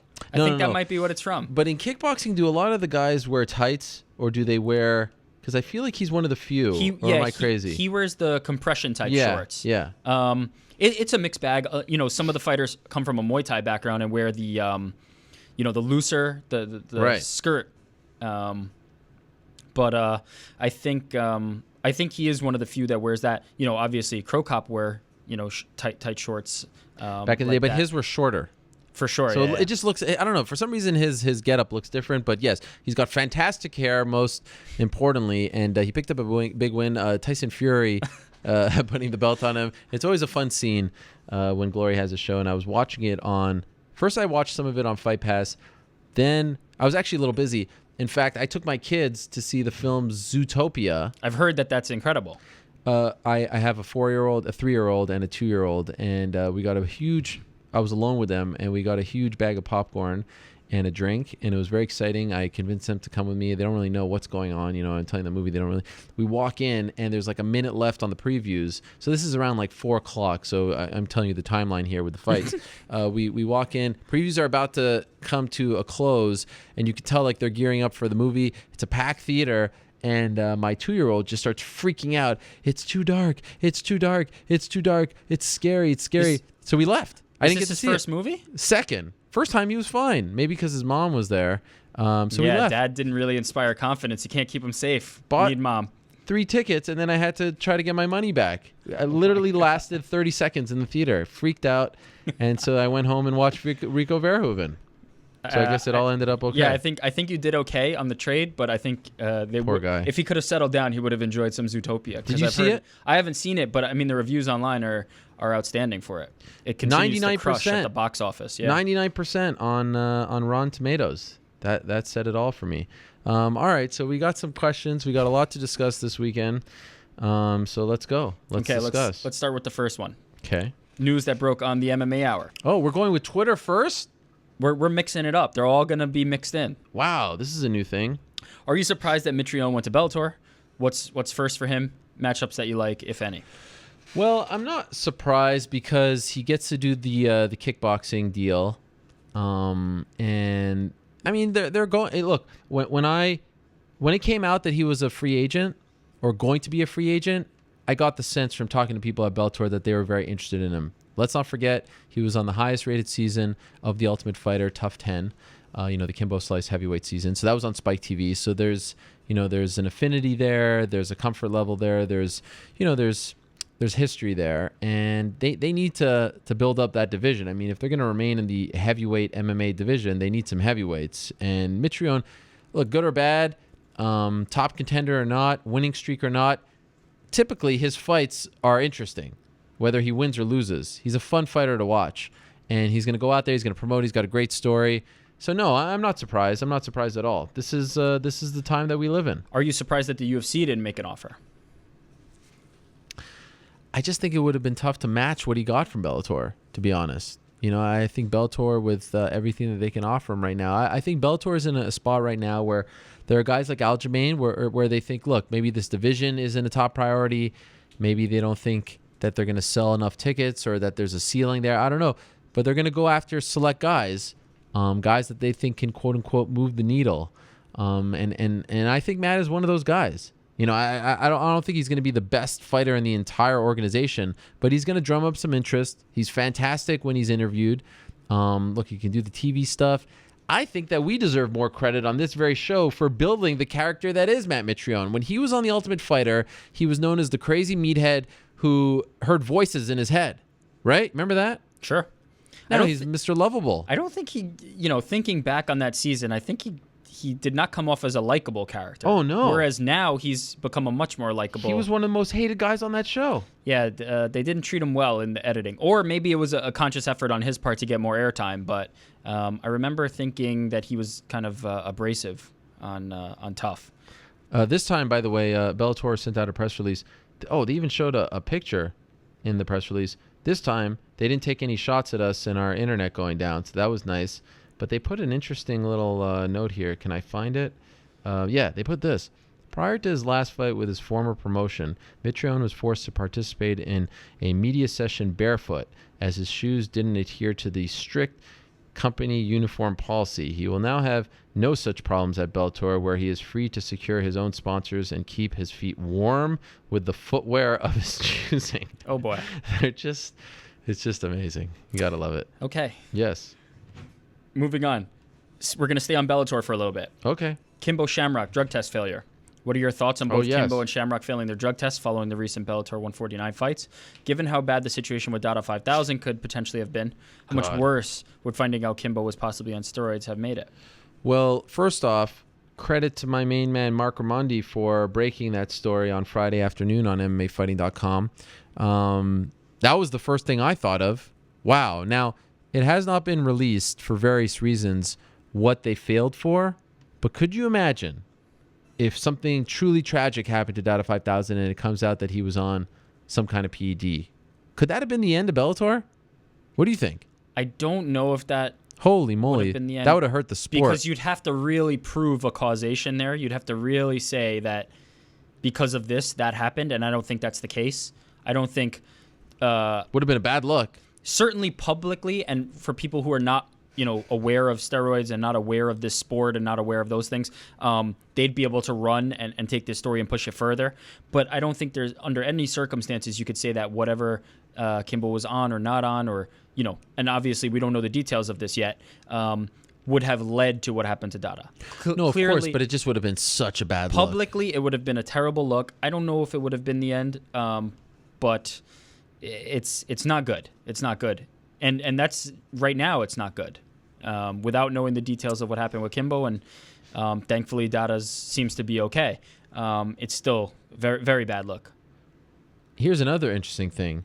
This happened in Texas. Texas. Do you know what kind of drug testing goes on in Texas? Fight night urine tests. I mean, really. It has been said that if you fail a fight night urine test, it's really more of an IQ test. I mean, there's no pre-fight testing going on. There's no out-of-competition testing going on. There's no random drug testing going on. You know that you're going to get tested. Not blood, urine only. How do you fail that test? Right? Sure. It's an IQ test, as they say. I just said that. Oh, were you not paying attention? As you say. Thank you for listening. Yeah, a bad look. I mean, it was kind of interesting. Typically when a big name, a main eventer, and let's not forget, Ken Shamrock also failed. But typically when this happens, there's some sort of, I don't know, it happened, like, it came out Friday afternoon, but there's hysteria. This story, I think everyone's just kind of tired of it, right? Well, I mean, it's just more of the circus. Like, it's a continuation of what happened already. It's not really... typically, we're looking at, what a performance. This was amazing. And then all of a sudden somebody failed a drug test. This is more like, well, that makes sense. And if you're wondering, Kimbo Dada is now a no contest, officially. There you go. How about that? So there is really no king of the streets or whatever the Gotta thing do was it billed again. at. Yeah. Let's do it again. Let's run it back. Staying in this realm, trying to figure out if Rizin or Bellator can get any penalty from an athletic commission in the United States for signing Wanderlei Silva and having him compete in Rizin in Japan. Yeah. I'm aware he's allowed to compete in Japan because the NSAC authority has no bounds in Japan, but can an athletic commission penalize either organization when they hold a show in the United States a month later without Silva? Well, here's the thing. If he goes to Japan and fights over there in an MMA fight while still suspended, sure, the NAC doesn't have any jurisdiction over there, and technically they don't have any jurisdiction anywhere outside Nevada, but they could come back and try to, change the penalty, make it worse. Just to clarify, this question is asking about Bellator or Rizin. Yeah. Well, see here, Bellator sort of washes their hands because it's Rizin, and Rizin's not promoting events in the United States or North America, but Bellator has an interesting dilemma on their hand. As I said on, I believe, Thursday's MMA Beat, I do believe they're going to try to get him to fight before his suspension is up. And I will also say that I maintain that he does not deserve any kind of suspension. He was not a licensed fighter when they asked him to take that drug test. Now, sure, it looks bad that he ran away, but their statute clearly states that they have jurisdiction over licensed fighters. He was not one. He had yet to apply for a license. Now, they announced that he was going to fight Chael Sonnen in July. Posters were out. Press conferences happened. Remember all that stuff? But he still hadn't finished the paperwork, hadn't submitted it, hadn't applied. So they didn't have the authority to ask him for a drug test. Same thing happened with Vitor Belfort, by the way, when he was asked to take that drug test at the MMA Awards, and that's why that whole thing was weird. They never technically gave him a suspension, but they sort of unofficially did. And that's kind of what should have happened here with Wanderlei Silva. And guess what? Had he just taken the test, who knows? Maybe he would have gotten a 9-month suspension. This whole thing is done with. So now he gets a 3-year deal after first getting a lifetime ban, and it expires in May of 2017. I still feel like they're going to try. Now, will they be successful? Will they? Look, Bellator runs promotions, they run fights on reservations. And so those kind of play by their own rules. Will they put him on one of those? Do they try to go to a commission that's less friendly with NAC? But here's the question. I think they try. Yep. Not will it impact Wanderlei, but will it impact the way Bellator is viewed if they do this? That's what this person is asking. Will their other shows be affected? Will it be viewed unfavorably by athletic commissions if they try to do that? If they, let's say, they put it on an Indian reservation? It would certainly hurt Bellator if they're trying to promote events in Nevada. 1,000%. They would have to answer those questions. Come on, with the people there. By the way, when I sit in the back, when I'm doing my my Fox stuff, when I'm backstage, it's a fascinating scene because there's people walking back and forth. I mean, it's different from when you're sitting, in the media room doing the scrums and all that. Yep. And UFC 196, I was back there, and I made eye contact face to face with the great Pat Lundvall. I met her eye to eye. We locked eyes. And I kind of nodded. Is this a romantic story? No, or is this I nodded my head, and she completely no-sold me. Death stare, walk away. Well, you have not had kind things to say about that commission. Well, now I'm just very offended. Anyway, look, if they went and did that, if who knows, Bellator probably has no interest in going to Nevada because that's UFC territory. That's all well and good. But if they did try to do it and have him fight somewhere else before May 2017, they'll definitely have to answer it if they ever want to run in Nevada. Now, if they want to then go to New Jersey or Florida, they won't have to answer to it. But then how do those other commissions band together and say, look, you went here when you shouldn't have gone there because of Nevada? It's weird. It's weird the way those commissions are. I don't know. There should be a national commission. That's what I think. The Conor effect, by the looks of the Unstoppable press conference, it seems that everyone has stepped up their trash talking leading up to the fight. In your opinion, does this make MMA more or less interesting? And what does MMA look like when the Conor bravado is imitated widespread? So essentially, is everybody kind of copying Conor, and are we getting overwhelmed with it? Is it? No, we're not, because clearly the proof is in the pudding, and the pudding is pretty rich, if you get what I'm saying. I mean, 1.5, if that's what it did, that's fantastic. That's not so. Everybody at the press conference selling their own fights is now trying to step their game up to Conor levels. But here's my point. I think it's so lazy to make that analogy. I mean, first of all, let's just look at those fights. Now, maybe they're ramping it up, but Weidman and Rockhold don't like each other. Clear. Dillashaw and Cruz, we knew they didn't like each other since 5 years ago. So that was not fabricated. Jones DC, that's happening regardless of Conor McGregor. Now, a little people here and there, maybe that's just being smart. That's just finally realizing that saying I'll do whatever the UFC wants isn't actually going to get you something good. Finally, and maybe it's because of Conor, maybe it's not. Maybe they're just getting smarter. I mean, look, free agency, is that because of Conor? You kind of. I think that he has a very big hand in it. Maybe, and if he does, good for him. But I just think the fighters are getting a little smarter. As the sport continues to evolve and grow, fighters are starting to realize that if you talk, Chael talked too, and he got a second title fight against John Jones and all that stuff right after losing the belt, the title fight against Anderson for the second time. I think fighters are just getting smarter, that's all. I don't necessarily think that, Conor has a big hand in free agency as much as fighters trying to know their value. Which is an important thing, and is obviously tangentially related to free agency, because the way you can assess your value is by fielding competitive offers. But I think it's more about just knowing what you're worth. And I mean, Rory MacDonald said it on the show here. He would look at the bout. He would look at the payouts after the bouts and say, "This is what I'm getting paid. Why am I not getting more?" So I think that's where Conor McGregor's impact is felt, because he's going on TV every time and saying how much he makes, and other fighters may be thinking, well, now it's my turn. But I think as fighters get older and they're just, they're less happy to be in the UFC, and they actually want to make a career out of this, and they have a family and they see what other athletes get, it's natural to start analyzing what you make. And, now with the Reebok deal, you're making less on the sponsorship side, and you're all right, how am I gonna provide? Like, at some point, the wave of fighting in the UFC and just being happy to be there is gonna come to an end, and you're gonna have to actually face some realities and face bills and things of that nature, and that's what I think we're seeing here. Fighters just want to get paid at the end of the day. And it's no different than you or I or anyone else in this world wanting to get paid and provide for their families. It's cool to be a celebrity. It's cool to fight on the biggest stage possible. I'm sure at the end of the day, they probably all would want to fight in the UFC if that's who was paying the most. But they also want to make money. So, I don't think anything bad is going on here. And if Conor gets the props for that, great. That's another thing that he helped change. Speaking of Conor, now that he's been choked out, he's no longer unbeatable. That aura's gone. Do you think that will affect the other fights? Even though this happened outside of his weight class, Do you think there's something to seeing him beaten that will take away something going into his next fights? Look at the greatest of all time. They've all lost. Randy Couture lost double digits. BJ Penn lost double digits. Chuck Liddell. I think there's something to it.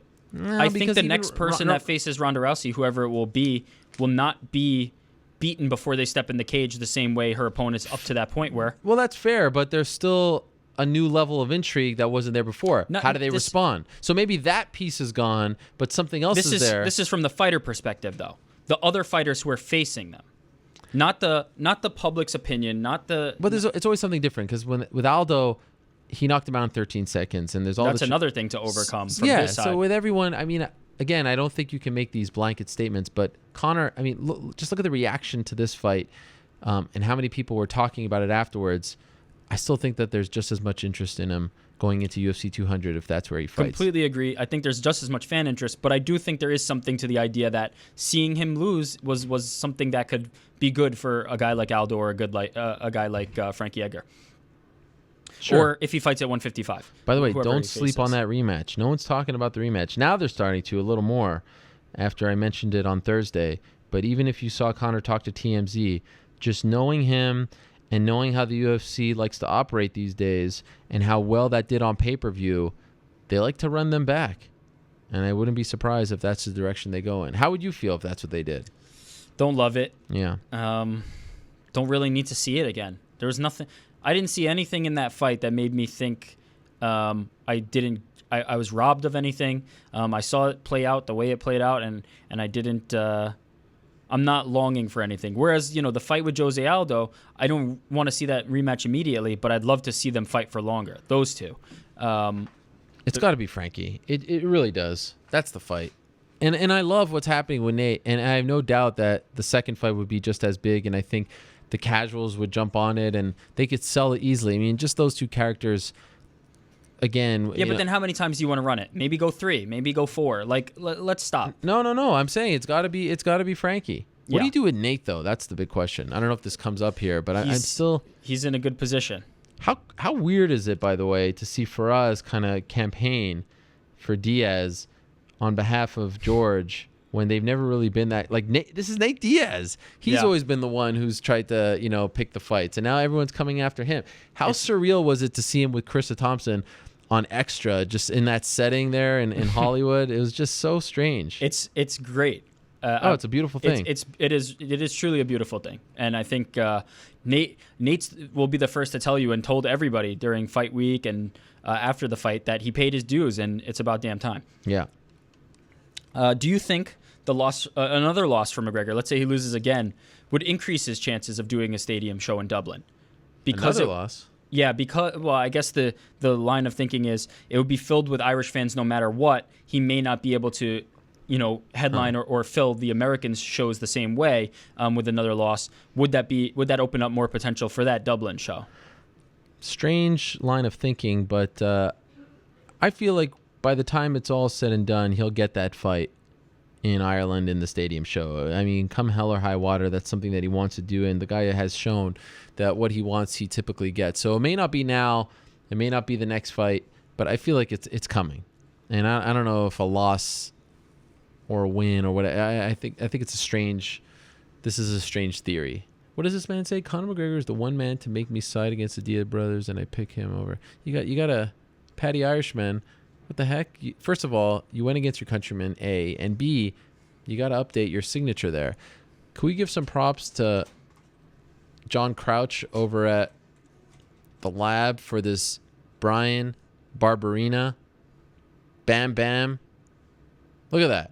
Lunchbox. Now, which of your children is going to be using it is the question. That is a great question. I didn't even think of that. It's a real lunchbox. I believe this was inspired from a Tommy Toehold episode. See, there you go. And they gave me a this is like 1 of 5. The Sage Northcutt Killer right there. Oof. The Lab Zone. Look at that. Bang. How awesome is that? This might be one of our greatest pieces of memorabilia. And here's a prediction for you. It will be stolen within the next 3 weeks. The kleptomaniacs at this studio here. I mean, where's my Steve Rogers bobblehead? You couldn't find it, could you? He's around. Don't worry. He's in the memorabilia box in the sky. How about my watch, my Anderson Silva limited edition watch? Jacked. Where's that? Still waiting for that, mother. Old Stevie is wearing it. BS. Okay, the 170-pound lottery. Should the winner of Thompson versus MacDonald fight for the next title shot? Does Robbie fight Tyron Woodley? In the meantime, I know Dana said Nate versus Robbie makes sense, but does it? How do you see 170 shaking out? And by the way, can I just address the idiots online who watch this show, who I love dearly, who are like, oh, Ariel was only talking about Conor McGregor all week. Do we not understand? First of all, do we not understand that the big story? Yes, a guy won. I'm fully aware of that, and it was a fantastic. It was a fantastic win, and here we are giving him props, all that. But there's no doubt about it. The big story was that Conor, the money train, all that loss. And the interesting thing to talk about now is how this affects him, the UFC, all that. That's why people were saying it's a bad night, right? I mean, do we not get that? How stupid are some people? I couldn't believe some of the comments that I was getting. Like, oh, Ariel's still kissing Conor's ass. It's 1.5 million in large part because of him. Now, it's 100%. If that was RDA, that's not getting to 1.5. I'm sorry. It's just not. And Holly deserves a lot of credit too. Holly's a much bigger star than a lot of people are making her out to be. She deserves a ton of credit there. And we could get into the whole manager thing. I don't know if that's going to come up, but we can talk about that. But that was the story. That was the big story that Conor lost. It wasn't that Nate Diaz won. Do you get what I'm saying? There's a big difference here. And that's just the truth. And if you don't want to recognize that, then tough noogies. Do you get what I'm saying? Do you get the distinction? Of course. Some people. I think it's a very obvious No, point. it's not. I feel Clearly like it's not. don't address them. Okay. Let it be. 170. Well, how's it shaking out? Thompson versus MacDonald. Do they get the next title shot? Let's break it down that way first. By the way, now that fight makes all the sense in the world. Now I get it, right? Sure. It's not an easy fight. Well, it's like, oh, Yep. here you go. But yeah, let's say Rory wins that one and then walks. Just killed off a contender for no reason. yeah, that is a good point. That is a very just good killed point. off. Just I don't killed know. off I your don't know top what guy happened for no reason. Does Nate get the title shot against Robbie? If it's not the Conor rematch, does Tyron get it? Does GSP get it? My impression is that GSP is interested in coming back, but he doesn't want to come back for title fights. That he just wants to have fun fights, which, by the way, is what Rory MacDonald said back in Dublin that got everyone all crazy. Remember that? Yeah, he's smart. So I really don't know. I guess it's the Woodley fight, although I feel like he's losing momentum here. I mean, he hasn't fought in a year and change, 14 months. Safe to say the winner of that fight does get the title shot. Rory and Wonderboy. I would do it. I mean, you have to at this point. Especially if it's Wonderboy. Well, I mean, either one of those. Rory Can Lawler you do, 3 is Can not... you do it even though he's 0-2? Oh, of course you can do it. It was fight of the year. Yeah. It's fight of the century. But he is 0-2. You can do that one. All right. I wouldn't care. Tyron Woodley. Let's focus on him for a second. Yes. This person is going to call you out. Oh. You often state that calling out a specific opponent is the way to go. You like that. Call your shot. And that charisma on the mic, social media, is an important aspect of the fight game. But last week, you suggested that Tyron Woodley has been too vocal in calling for a title shot. How is that possible? Listen. Contradicted yourself. Key of D minor. Tell it. What is that, a piano reference? Key of D minor? It is. Look, here's my thing. I got love for Tyron Woodley. Me and him go way back. I'm responsible for that beard of his. And that that acting performance in Straight Outta Compton. Who do you think was his coach? So don't tell me about Tyron Woodley and giving him love. But here's the thing. Just look at the comments. Just look at the way that people have been reacting. He hasn't fought in almost 14 months. That's a long time. That's a long time. And there comes here. This is what's working against Tyron Woodley, right? Tyron Woodley was supposed to fight Johnny Hendricks. By no fault of his own. By no fault of his own, Johnny Hendricks didn't show up. He missed weight. All right, fine. He doesn't fight. Johnny Hendricks then fights Wonderboy Thompson, who smokes Johnny Hendricks. So now, all this time, Woodley was hanging his hat on the fact that he was supposed to fight Hendricks and he didn't show up, and it was a very good argument. But the problem is Hendricks then fought someone else before he got the title shot. And now it's like, well, wait a second. You're hanging your hat on the guy who didn't show up, but then that guy fought someone else and got smoked, and now we have this other guy who's like gonna have to fight this kid. You know what I mean? But who, by the way, Wonderboy's not getting the shot. Who, by the way, has to fight this killer who beat you at UFC 174. But Wonderboy's not getting the shot. But if he was getting the shot, then you'd have... But you understand what I'm saying? Tyron Woodley lost to Rory MacDonald. Yes. Tyron Woodley lost momentum. Certainly. That's the problem in all of this. But look, I'm not going to cry if he gets it. I'm just telling it like it is. I'm just telling you how the people are reacting, and I'm telling you how it looks. But so what should he do, though? He has to keep calling his shot. He has to keep campaigning for that title shot. At some point, he's had a lot of good luck because... Okay, at first, Condit leapfrogs him, right? That ends up being a super close fight, but Lawler wins, so we're moving on. It seems, at least right now it seems. Who knows? Maybe they run that one back too. Then we had, the Conor stuff, dodge that bullet. Wonderboy, dodge that bullet. For now, it seems GSP is not, in the running, so he potentially dodged that bullet. And now he's kind of like the last man standing. It kind of reminds me of the Chris Weidman-Anderson Silva fight. Chris Weidman beat Mark Munoz, and then he was supposed to fight Tim Boetsch, remember? Blows out his shoulder, and then all these people started losing, like Bisping and a bunch of others, and he was kind of like the last man standing. Not a ton of momentum behind him. He fights Anderson and wins. Maybe that's what's going to happen here with Tyron Woodley. I like that fight. I think it's a very interesting fight. And then the whole thing of them training at the same place, that gets me excited. But, there's not a lot of momentum behind him. That's just the truth. I think he has to stay the path, though. He has to stay the course. Keep talking? Just keep talking and keep calling for that shot. I guess, but at some point you got to work, too. Hopefully it's for the title. Okay. Got to get fed. Daniel Cormier, this is interesting because Rashad touched on this during the show.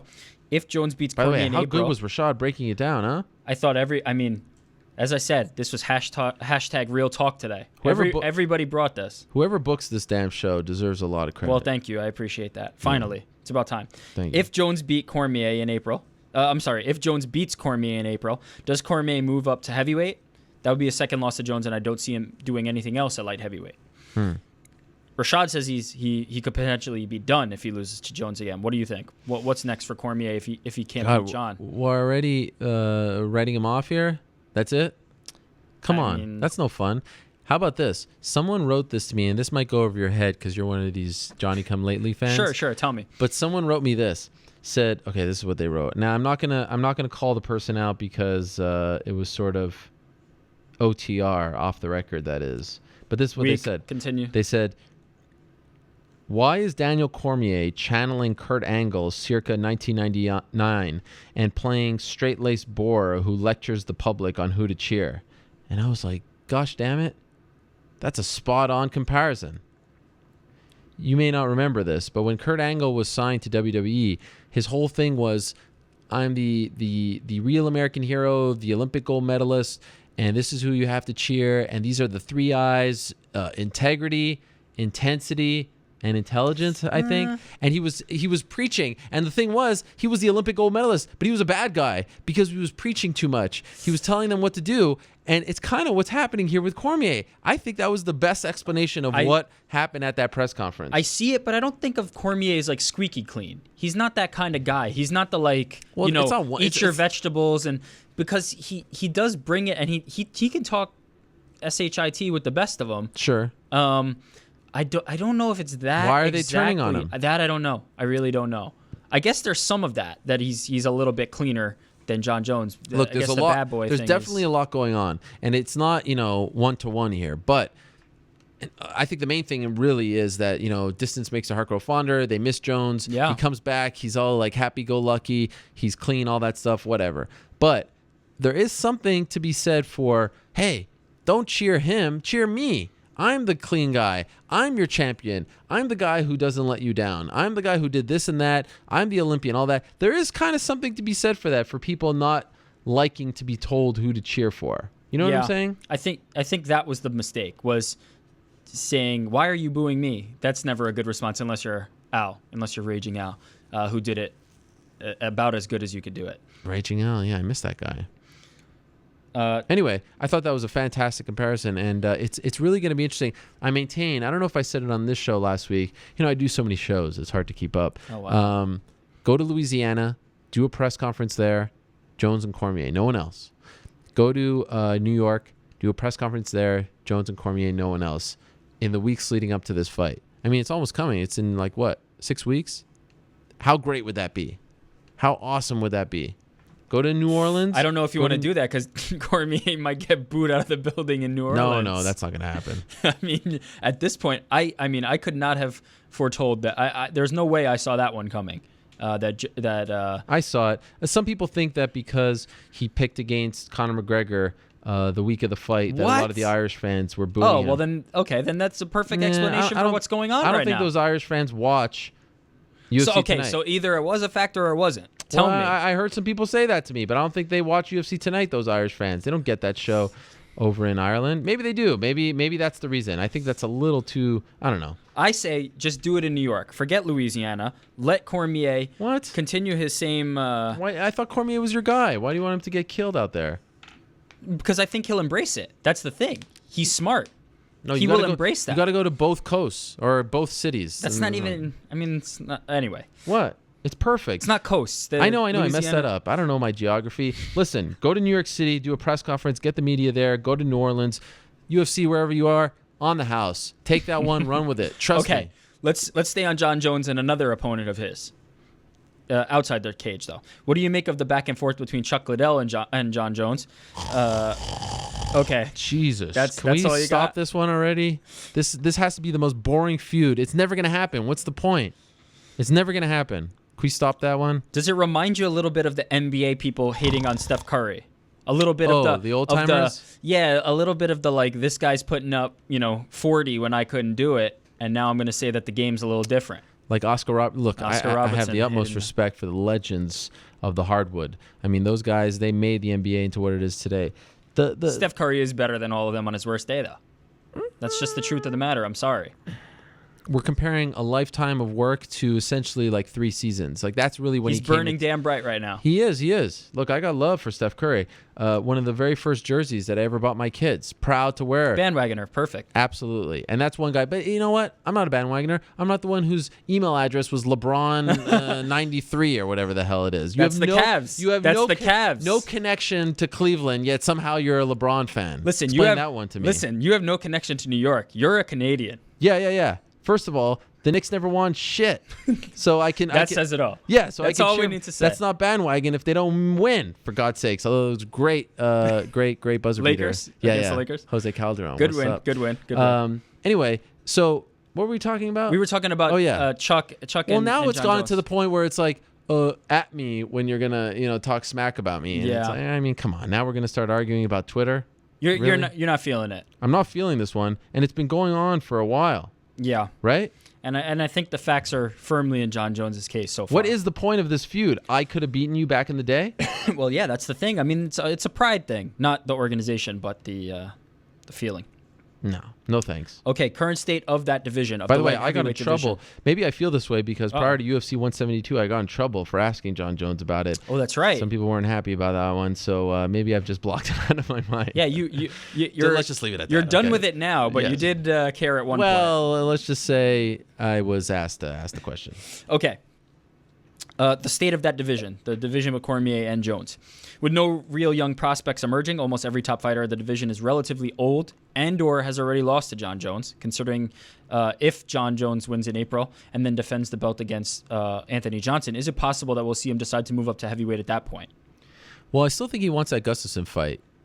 And I know and he's called for it himself, John Jones, yeah. I think it's sellable. It would be nice if Gustafsson gets a win under his belt, gets back on track. Just one win. I think that's all we need here. So we got that fight in the in the shadows. What else is going on? Glover, I think, is going to be tough. Rashad, if he beats Glover, might be tough. Yeah, you're right. There's not much going on. Don't sleep on my man Ilir Latifi. How about my mother recognizing Ilir Latifi on the street in Miami? I mean, is that not a hardcore fan or what? Your mom actually texted me during the show one time. Yeah, here you guys like to text. To ID somebody who she couldn't quite place who it looked like, and it happened to be Ilir Latifi. She's got a thing for Ilir Latifi. And now it's burned into her brain, I'm sure. How strange is that? She sends me a text. Look who I ran into. I saw Ilir Latifi. So Ilir Latifi has a place at an apartment complex that my parents go to, and she just recognized him. But I wasn't there to point him out. She watched UFC 196, so she recognized him. Anyway, give me Ilir Latifi versus Johnny Bones. Stop it. Why? You don't want that fight? Stop it. All right. The New York badass himself, Phil Baroni, is weighing in on Cormier Jones. What do you say? He says that the sentiment is fuck the UFC on Fox. No, he had a previous tweet. He had a previous one. He was saying that the read it. Spot on about DC. It's a little bit attitude era. People like the bad guys sometimes. It's not college wrestling. And then he goes on to say that the sentiment is fuck the UFC on Fox guy. We like who we like. The guy who's against the grain, not the goody-goody. Wow. I mean, if who someone knows better than the New York badass? That is fight promotion 101. I hope DC is reading those tweets. Okay, so we have come to the conclusion that if John Jones continues, he's essentially cleared out every good fight for himself at light heavyweight, yes? No. Gustafsson. After Gustafsson. Yeah. I mean, at some point he has to move up to But it's always heavyweight. weird to say that because people were saying that about Anderson. No, and then... I'm the one who always rallies against that. You've said that Conor McGregor cleared out the fight without facing anybody. Cleared out the division without facing anybody. I said Frankie. There's much more than Frankie left. Anyway. Not really. But for John Jones, there is not. There's absolutely nobody left. The division is too old. There's nobody that is coming up and really, a young prospect for him to face. Nikita Krylov, Corey Anderson. Stop it. John Jones is... I wouldn't be surprised if he's looking at wait a super second. fights. We screwed up Anthony Johnson. No, this person said that in the question. So let's say he beats Cormier and Johnson. Then what? And you're saying Gustafsson. So that's 3 fights. Well, first of all, now we're skipping over 3 fights because we got Cormier, Johnson, and Gustafsson. Yep. Come on. And he's going to win them all. I mean, let's be real. Oh, wait a second. Now we're off the Cormier bandwagon? You loved Cormier. You were the guy. I still love Cormier, and I would not ever boo Daniel Cormier because he truly is like a shining example of what you want your athletes to be. Yes. But I don't think he beats John Jones. That's just the. Imagine he comes out to that Kurt Angle music. That would be hilarious. All based on this one person who you can't even name who said this to you. Yeah. I wouldn't be surprised if it was Cormier himself. Okay. To turn the tables on everyone? Robert Whittaker is the only... This is another one about the... Oh, my God. Wait, what was that? What is this? What is going on? Oh, this is... What is this, like a rap version? No, this is... See, you're such a front runner. You don't know that this is Kurt Angle's theme song? No, but there was like lyrics just now. No. That was because the YouTube was open. Oh, okay. Well, I attended, little known fact about me, I attended No Mercy 2000 at the Pepsi Arena in Albany, New York with 4 of my friends. Richie Scheim, Josh Newpel, Alan Dudkwitz. I think that was it. Phil Dirksen, maybe? Anyway, and we attended, and Kurt Angle won the WWF title. Oh, here's the tie-in. Okay. Competing at your show. Kurt Angle. Oh, is he on that thing? I think he's on your show. I thought he just retired. Wait, what? No, I think I have this right. Let me double check this while you're telling your story. And we were there, and Kurt Angle won, and we flipped out, and we were stuck in traffic going back. We stayed at the worst motel ever in Albany. This is October 22nd, 2000. I remember it. We were so excited to go to the No Mercy pay-per-view. This is the pay-per-view where Rikishi was revealed as being the man who ran over Stone Cold Steve Austin. It was the worst storyline ever. It was like this guy was completely irrelevant when Stone Cold was injured and out for a year, and all of a sudden The Rock says that Rikishi is the guy that ran him over. It made no sense. Anyway, Kurt Angle wins, and then we're in the car blasting this song. I made a CD of all the theme This is so lame. Please stop. Of all the theme songs, that we were blasting this. Oh my God. It was fantastic. Are you going to be blasting it when Kurt Angle faces Rey Mysterio at your show? See, the Your Show name is too confusing because I keep thinking that it's my show. I'm with you. Yeah. I'm with you. What I'm is with that? you. Yeah, I'll be watching. What is it? I think I'll watch it too. A wrestling match? I don't know. Who knows? I mean, Bisping didn't even seem to know, what kind of venue he's fighting in. It's the weirdest. He doesn't really know the details. But weight, PD testing. He doesn't know anything. He's getting paid. He's gonna punch. He's not. He doesn't even. He has no incentive to win the fight or match. He's getting paid show money, and that's it, right? This reeks. Okay, Robert Whittaker. Can we cut the? Oh, sorry. Can we cut the Kurt Angle? I just music? love it. Okay. Okay, Robert Whittaker. He's the only top 10 middleweight under 30 years of age. Do you worry about the talent pool in that division as well? Gosh, there's so much worrying going on. No, I do not worry about it. Michael Bisping is there. That's a great fight. Jacare. That's not quite setting up for after. We're talking like a few years down the line. What are we worrying about a few years down the line? Who knows what's going to happen? I mean, for all intents and purposes, we may not be here next week. Are we really going to worry about a few years down the line? Stop worrying. Papa Weidman's disowned bastard. Stop worrying. I mean, with a name like that, I can understand why he's worrying about that's things. One hell of an inside joke right there. I don't get it. Well, remember, his dad was so, he was so proud to tell everybody that he's still his son. He's saying that this son was not so, he was not so proud to claim this son. He was disowned. Do you think that Weidman was annoyed when his dad said that? No, I bet he was happy as damn hell. My dad would do the same thing. After he got his ass kicked? Yeah, I would hope that my dad would do the same thing, and I think he would, and he watches the show every week. So respect to your dad. Respect to my dad. One of our biggest fans. Happy birthday, Stephen Curry, also. Oh, you're gross. You are gross. We were talking about him. You are gross. All right. Stephen Curry. Okay, we were talking about this earlier. A lot of rematches in the UFC. We were mentioning Conor McGregor and Nate Diaz as a possibility, continuing that trend of rematches. This person is pointing out the fact that every time there's a close title fight, for example, Rory MacDonald, Carlos Condit, Alexander Gustafsson, these were the losers of that fight. They're less likely to get the rematch than those champions, even if they get starched. For example, Rousey, Henan Barrow, Weidman. Do you think we should be thinking more about some of the losers who were in closer fights than the champions who lost decisively for rematches? I do not understand this question at all. Rory MacDonald, Carlos Condit, Alexander Gustafsson. Yes. Went toe-to-toe to the bell, 5 rounds with the champions. Yes. Lost the fights. Were not reigning champions. They were the contenders. Yeah. The champions in the fights with, in the case of Rousey, Barao, Weidman, they got the brakes beat off them. Yeah. But they're the ones who are in talks for a rematch. Yeah. Shouldn't the ones who went to the distance, shouldn't the ones who were in those competitive fights, even though they weren't the champions, they were the challengers, be in line for those rematches rather than the champions who got beat decisively? I think you get a little leverage since you were the champion, A. B, there was talk of Condit getting a rematch. There certainly was talk of Gustafsson getting a rematch, so this is not 100% accurate. And no one really wanted to see Weidman's the Barao. booked. Yeah, Barao got it. No one wanted to see the Barao rematch, let's be honest. And Rousey likely would have got it if she was healthy. Weidman got it to a degree because of the Romero situation. Rousey is the biggest star in the sport, and it was going to make, a crap load of money, so that's a no-brainer. So I think the point is every situation is very different and very unique. And there's a justification here for these. But I do think that sometimes the UFC gets a little too rematch happy. Verdum-Kane wasn't the right call, in my opinion. And in particular because you want the guy who lost, and especially if it was in a pretty dominant fashion, I think you want to build him back up. If he is truly going to be a champion and go on a run, well, you want to get him back on track. You want to get his confidence back, his mojo back. We've talked about this before, and I feel like sometimes they do a disservice to the former champion by booking an immediate rematch like they did with Renan Barao. Where is he? So I think they need to.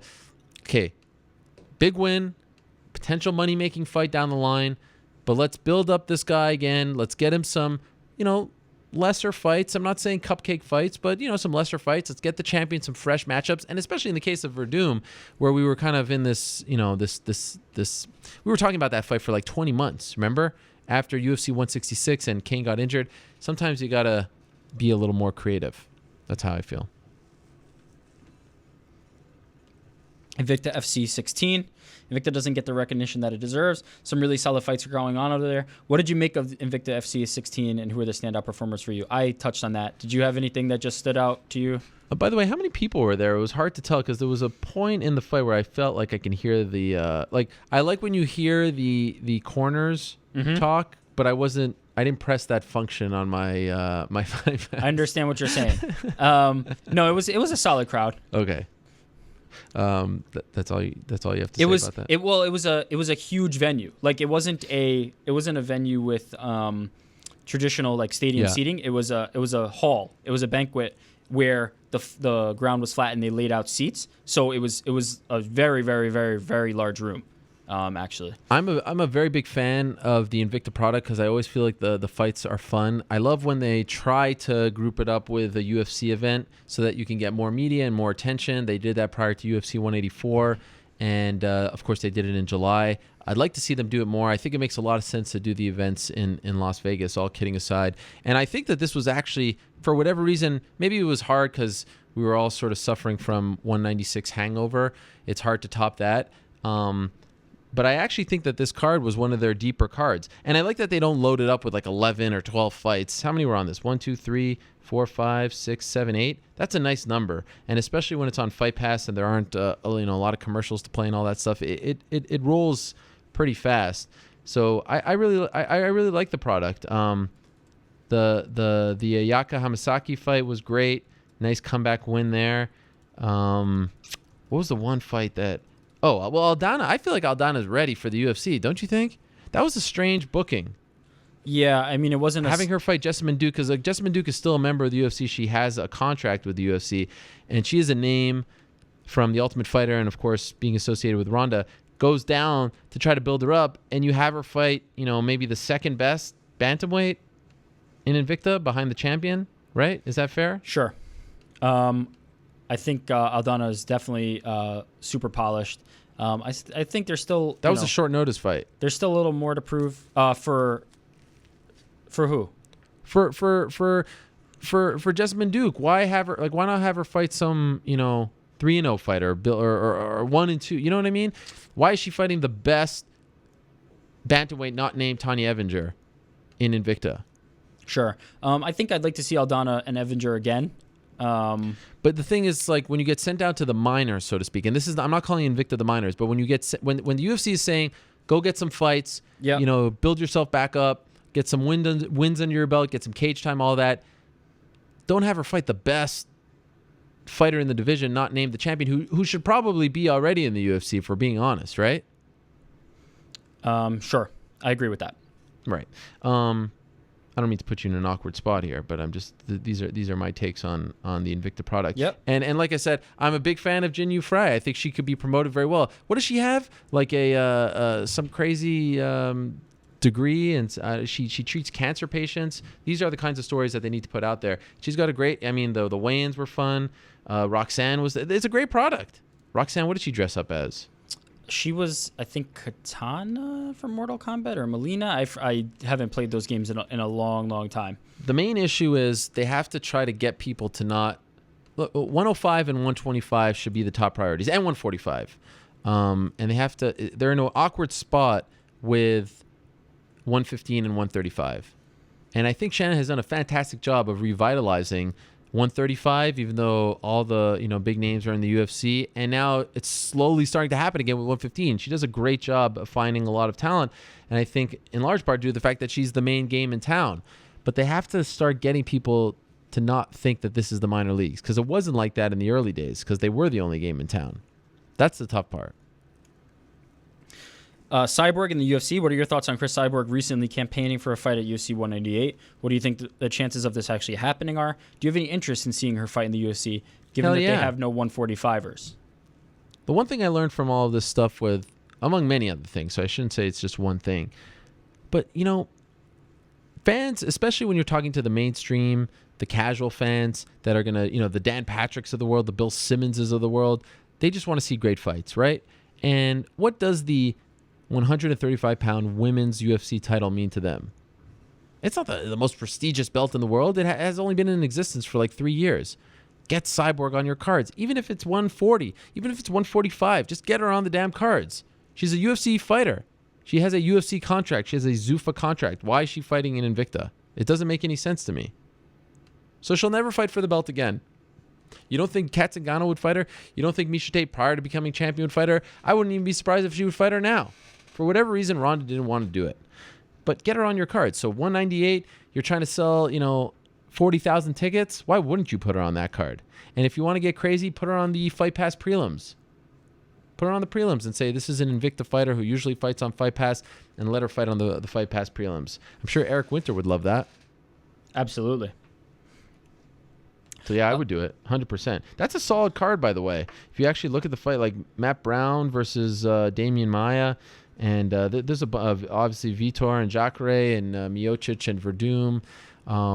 Pat Cummins is on that card. It's a very solid card.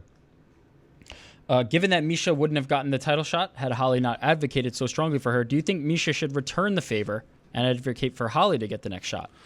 That's a very good question as well. I mean, I think the big question here is, where's Ronda? When's she coming back? If she's coming back sooner rather than later. I saw some outlet in England, the Daily Mail or something, one of those tabloid newspapers. They had a whole bunch of pictures of her training again at the gym, which was curious timing. Obviously, this is a lot more appealing now to Ronda Rousey. She beat Miesha Tate twice. She has that confidence. So if she's coming back relatively soon, that's the money fight. Of course, everyone wants to fight Ronda. I saw Brian Caraway do an interview saying that the fight to make now is Amanda Nunes, and I couldn't disagree more there. If Miesha Tate is going to fight before Ronda Rousey, before she fights Ronda Rousey for a third time, there's only one answer, and it's Holly Holm. And if it's going to happen soon, it should happen at UFC 200, because if Holly Holm wins, you now have Holly Ronda for the belt. If Miesha wins, of course, you have Miesha Ronda for the belt. That's the only fight. If Amanda Nunes fights Miesha Tate and Amanda Nunes wins, well, you don't really have a story. Sure, you have the great Ronda Rousey story of coming back and all that stuff, but it's not quite the same. She doesn't have a history with Amanda Nunes like she does with Miesha Tate and Holly Holm. She just doesn't. So, solid win for Amanda. She's looked good. She's streaking, all that stuff.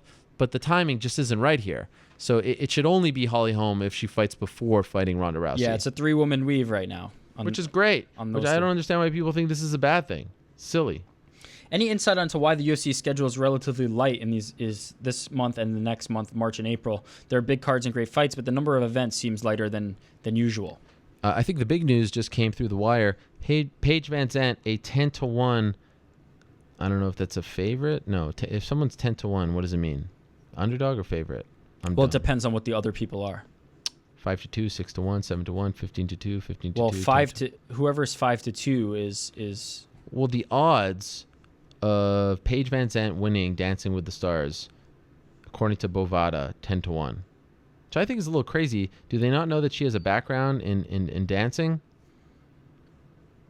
How about our own Paige Van Zandt, all grown up in this studio, and then the next day she was on Good Morning America. Who are the other people that are on this show? Wanya Morris, Von Miller, I know him. Oh, Von Miller. Yeah, Antonio Brown, also know him. Oh. Geraldo. Hell yeah. Kim Fields, I don't know who she is. Misha Barton, I know her from the OC. Niall DeMarco, I don't know who that. I don't even know if that's a girl or a boy. Doug Flutie, the legend. A lot of football players. Yeah, CFL legend. Marla Maples, wow. Donald Trump's former girlfriend, ex-wife. I think that's correct, yeah. Was it a girlfriend? Jodie Sweetin of Full House fame, or Fuller House, and Ginger Z. I don't know who that is. Paige Van Zandt is going to smoke these people. Don't the football players traditionally do very well? Paige Van Zandt, America's going to fall in love with her. She's going to kill it. Anyway, 10-1. I'm surprised. By the way, the favorite, I guess, is Wanya Morris. 5-2. Would that be the favorite? Yeah. Okay, back to the question. I think it just goes in waves, and typically you can see that the schedule is sort of the same every single year. January is always loaded. I mean, it's kind of the same, just in different spots. You can kind of figure it out. So, I don't know. Recently, but it gets pretty busy. They're in Brisbane this weekend, and then I think it's off. Is it off? No, maybe they're off for 2 weeks, and then it's Croatia, and then it gets busy. Then it's Tampa Bay, and then it's Las Vegas. So, I don't know. I think it's sometimes for the best. Take a little breath. It was good not to have an event after 196. I'll tell you that much. For them. Do you think the UFC might try to put 3 title fights on the UFC 200 card? Big mistake. Historically, anytime the UFC or any organization, for that matter, puts on 3 title fights on the same card, horrible mistake. Don't do it. Something bad happens. Question from our same friend. If Hunt wins via knockout this weekend, will that be enough to put him back in the title mix? Of course. He's fighting Frank Mir. It's a big win. He's been looking good as of late. Hell yeah. I mean, there aren't that many options at heavyweight. And I would pay to see him fight Verdum again. I would certainly pay to see him fight Miocic if he wins. So of course. Will the UFC be signing Justin Gaethje in the near future? Oh, that's interesting. I saw him tell, I think it was MMA Junkie today, that he too is going to test the free agent market. Everyone's getting all crazy about free agency, and he should. Although I do like that Jason High fight. Here's the interesting thing about World Series of Fighting right now. Their 2 biggest stars, in my opinion, Marlon Moraes and Justin Gaethje. Let's throw in David Branch, who's their middleweight and light heavyweight champion. Those are their big draws, right now. What do they all have in common? They're all managed by Ali Abdelaziz, who was once their matchmaker, decided after talking to a few people it's a conflict of interest, so now he's just manager for Dominance MMA and has a pretty darn impressive stable, I might add. Now, they're all represented by him. They all have fantastic contracts. Was that a conflict? You be the judge. What's going to happen now that he left? Is he going to take him elsewhere?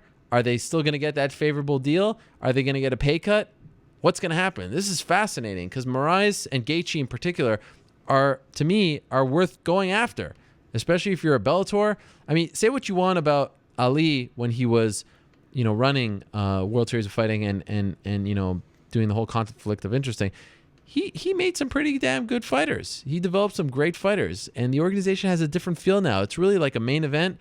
And by the way, the Louis Taylor win on Saturday, the standing guillotine, that was fantastic. But these cards are typically like main event and then just filler. Guys that you can't really promote or young studs. He was doing a lot of that.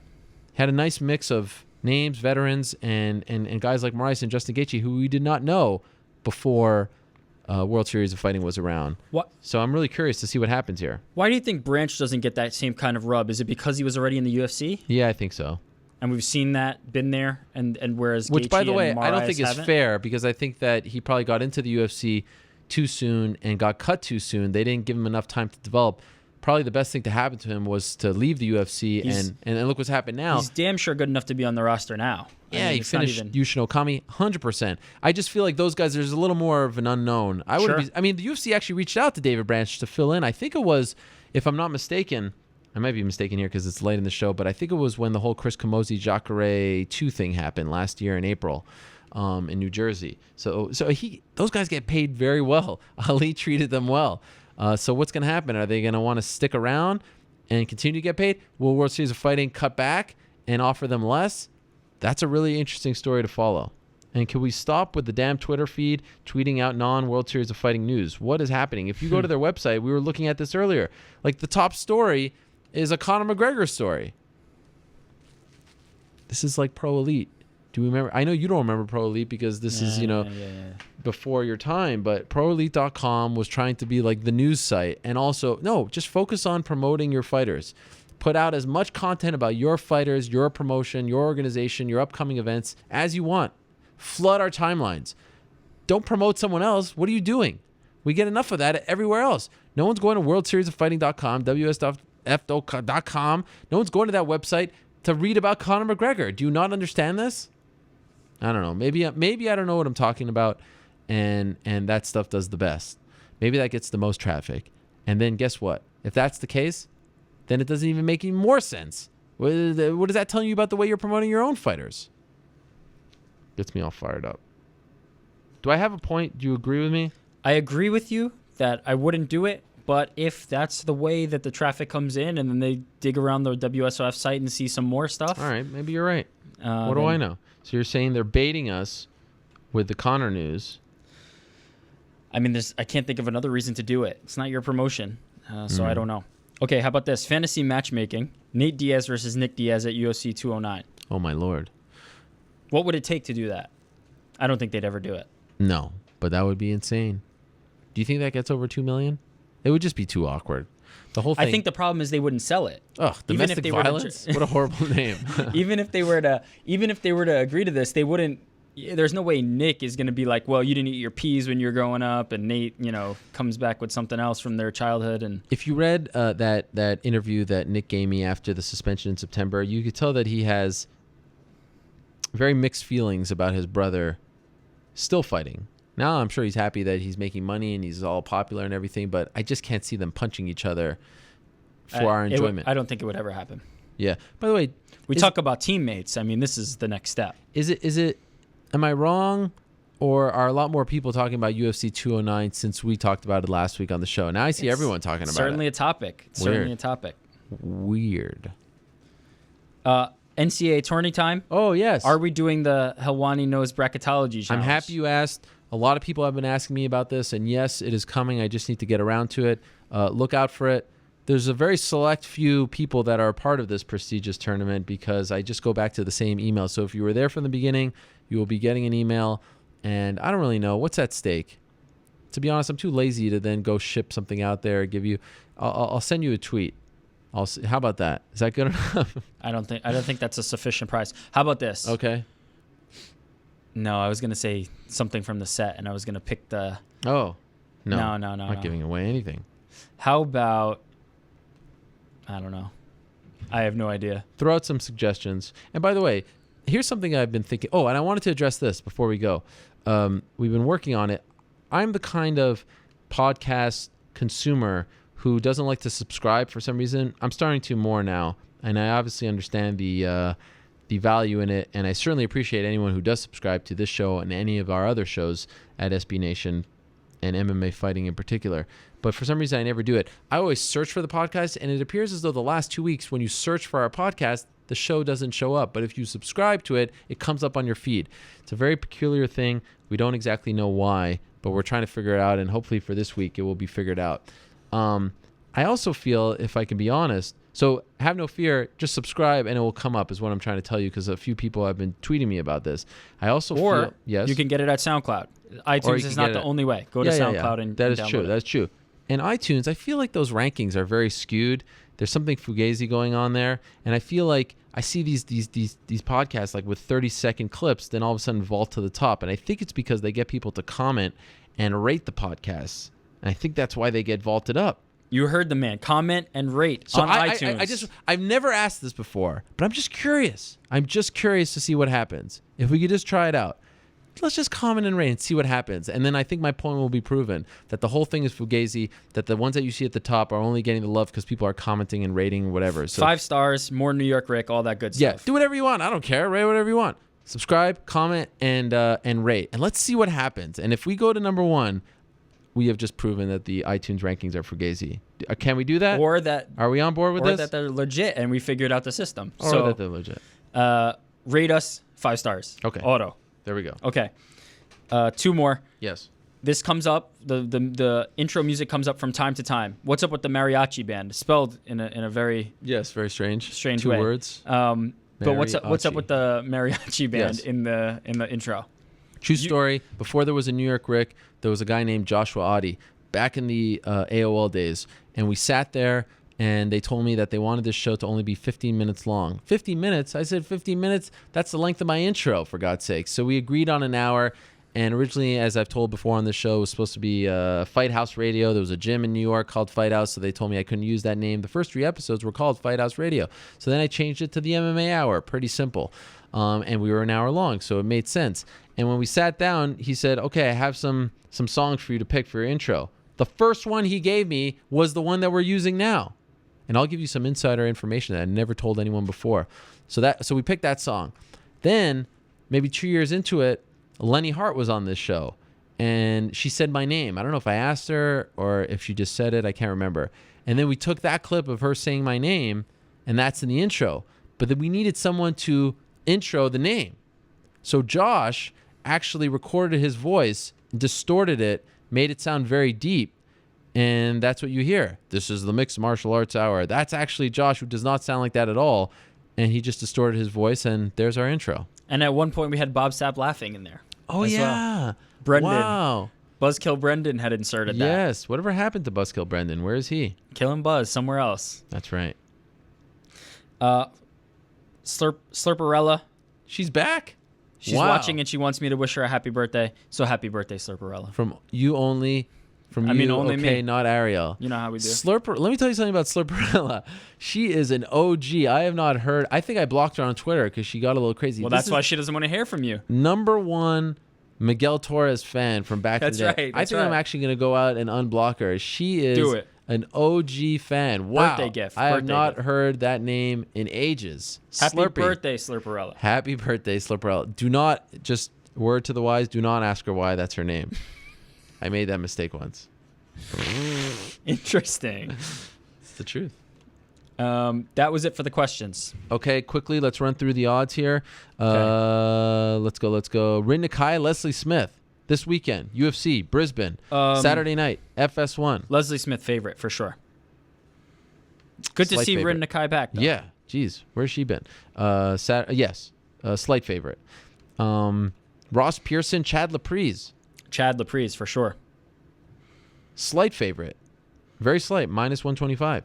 Plus 106. I can see that. Alain Patrick. Actually, no, I like Patrice there. But anyway.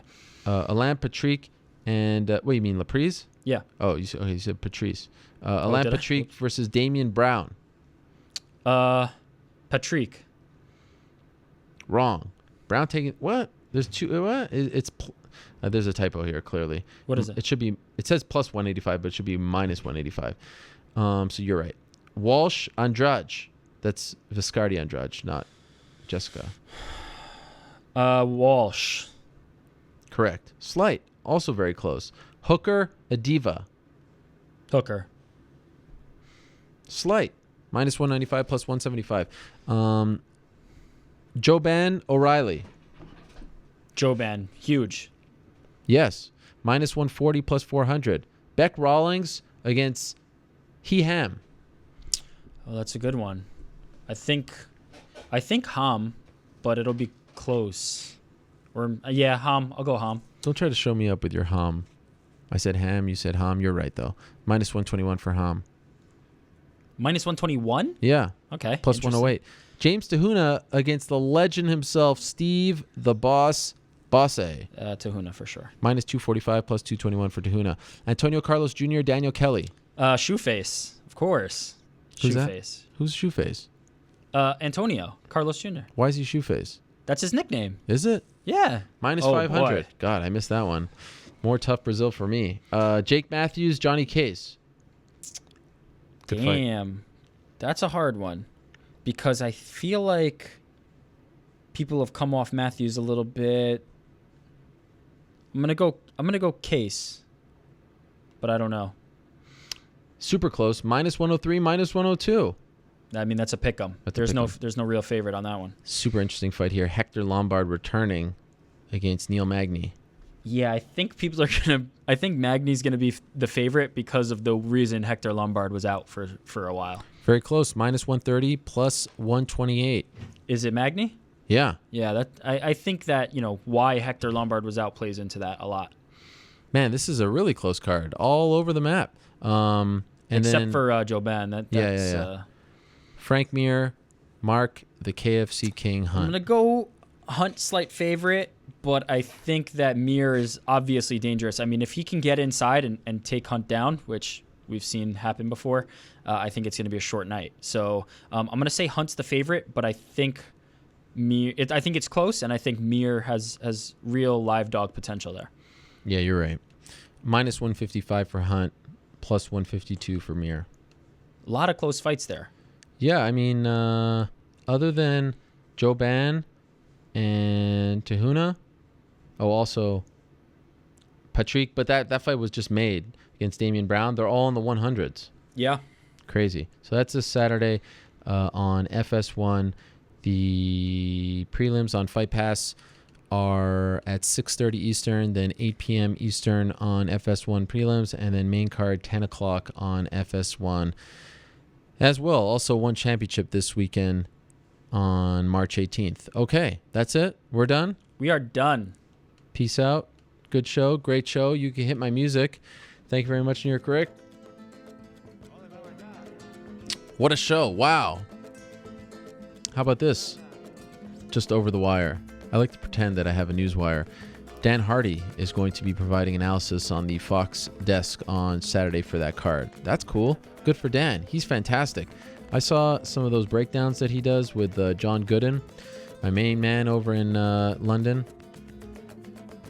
And they're really good. They do a great job over there. So that's cool. Dan Hardy and Brian Stanner, the analyst. That's fantastic. So another thing to look out for this Saturday on FS1. What a great show. Wow. I still feel like I need a cigarette. And I don't smoke. By the way, does anyone watch that O.J. Simpson show on FX? Holy moly, I've been listening to podcasts about that show. Fantastic. I don't watch any TV, ever. Other than MMA and the Knicks, I don't watch anything. And I am hooked. Another day I'll tell you all about how I was obsessed with the O.J. Simpson trial back in the day, and I did a project in the 8th grade about how he was actually innocent. I'm very ashamed of this, and I also met him in Dallas one time after the trial. Crazy. Anyway, for now, we say goodbye. Rashad Evans, thank you so much for the time. Great analysis, as always. Good luck April 16th. Wonderboy Thompson, fantastic stuff. Best of luck to him on June 18th. Congratulations to Matt Mitrione, the newest member of Bellator MMA. Fantastic. Thank you so much for coming on the show to announce the news. Gegard Mousasi, great stuff. Love your shirts. Keep them up. Rory MacDonald, holy moly, I still need some time to take that all in. Great stuff from him. And again, congratulations to our man, Michael Bisping. Good luck this Sunday against Chael Sonnen. That's it for us. See you next week. Until then, I say peace. Amadia.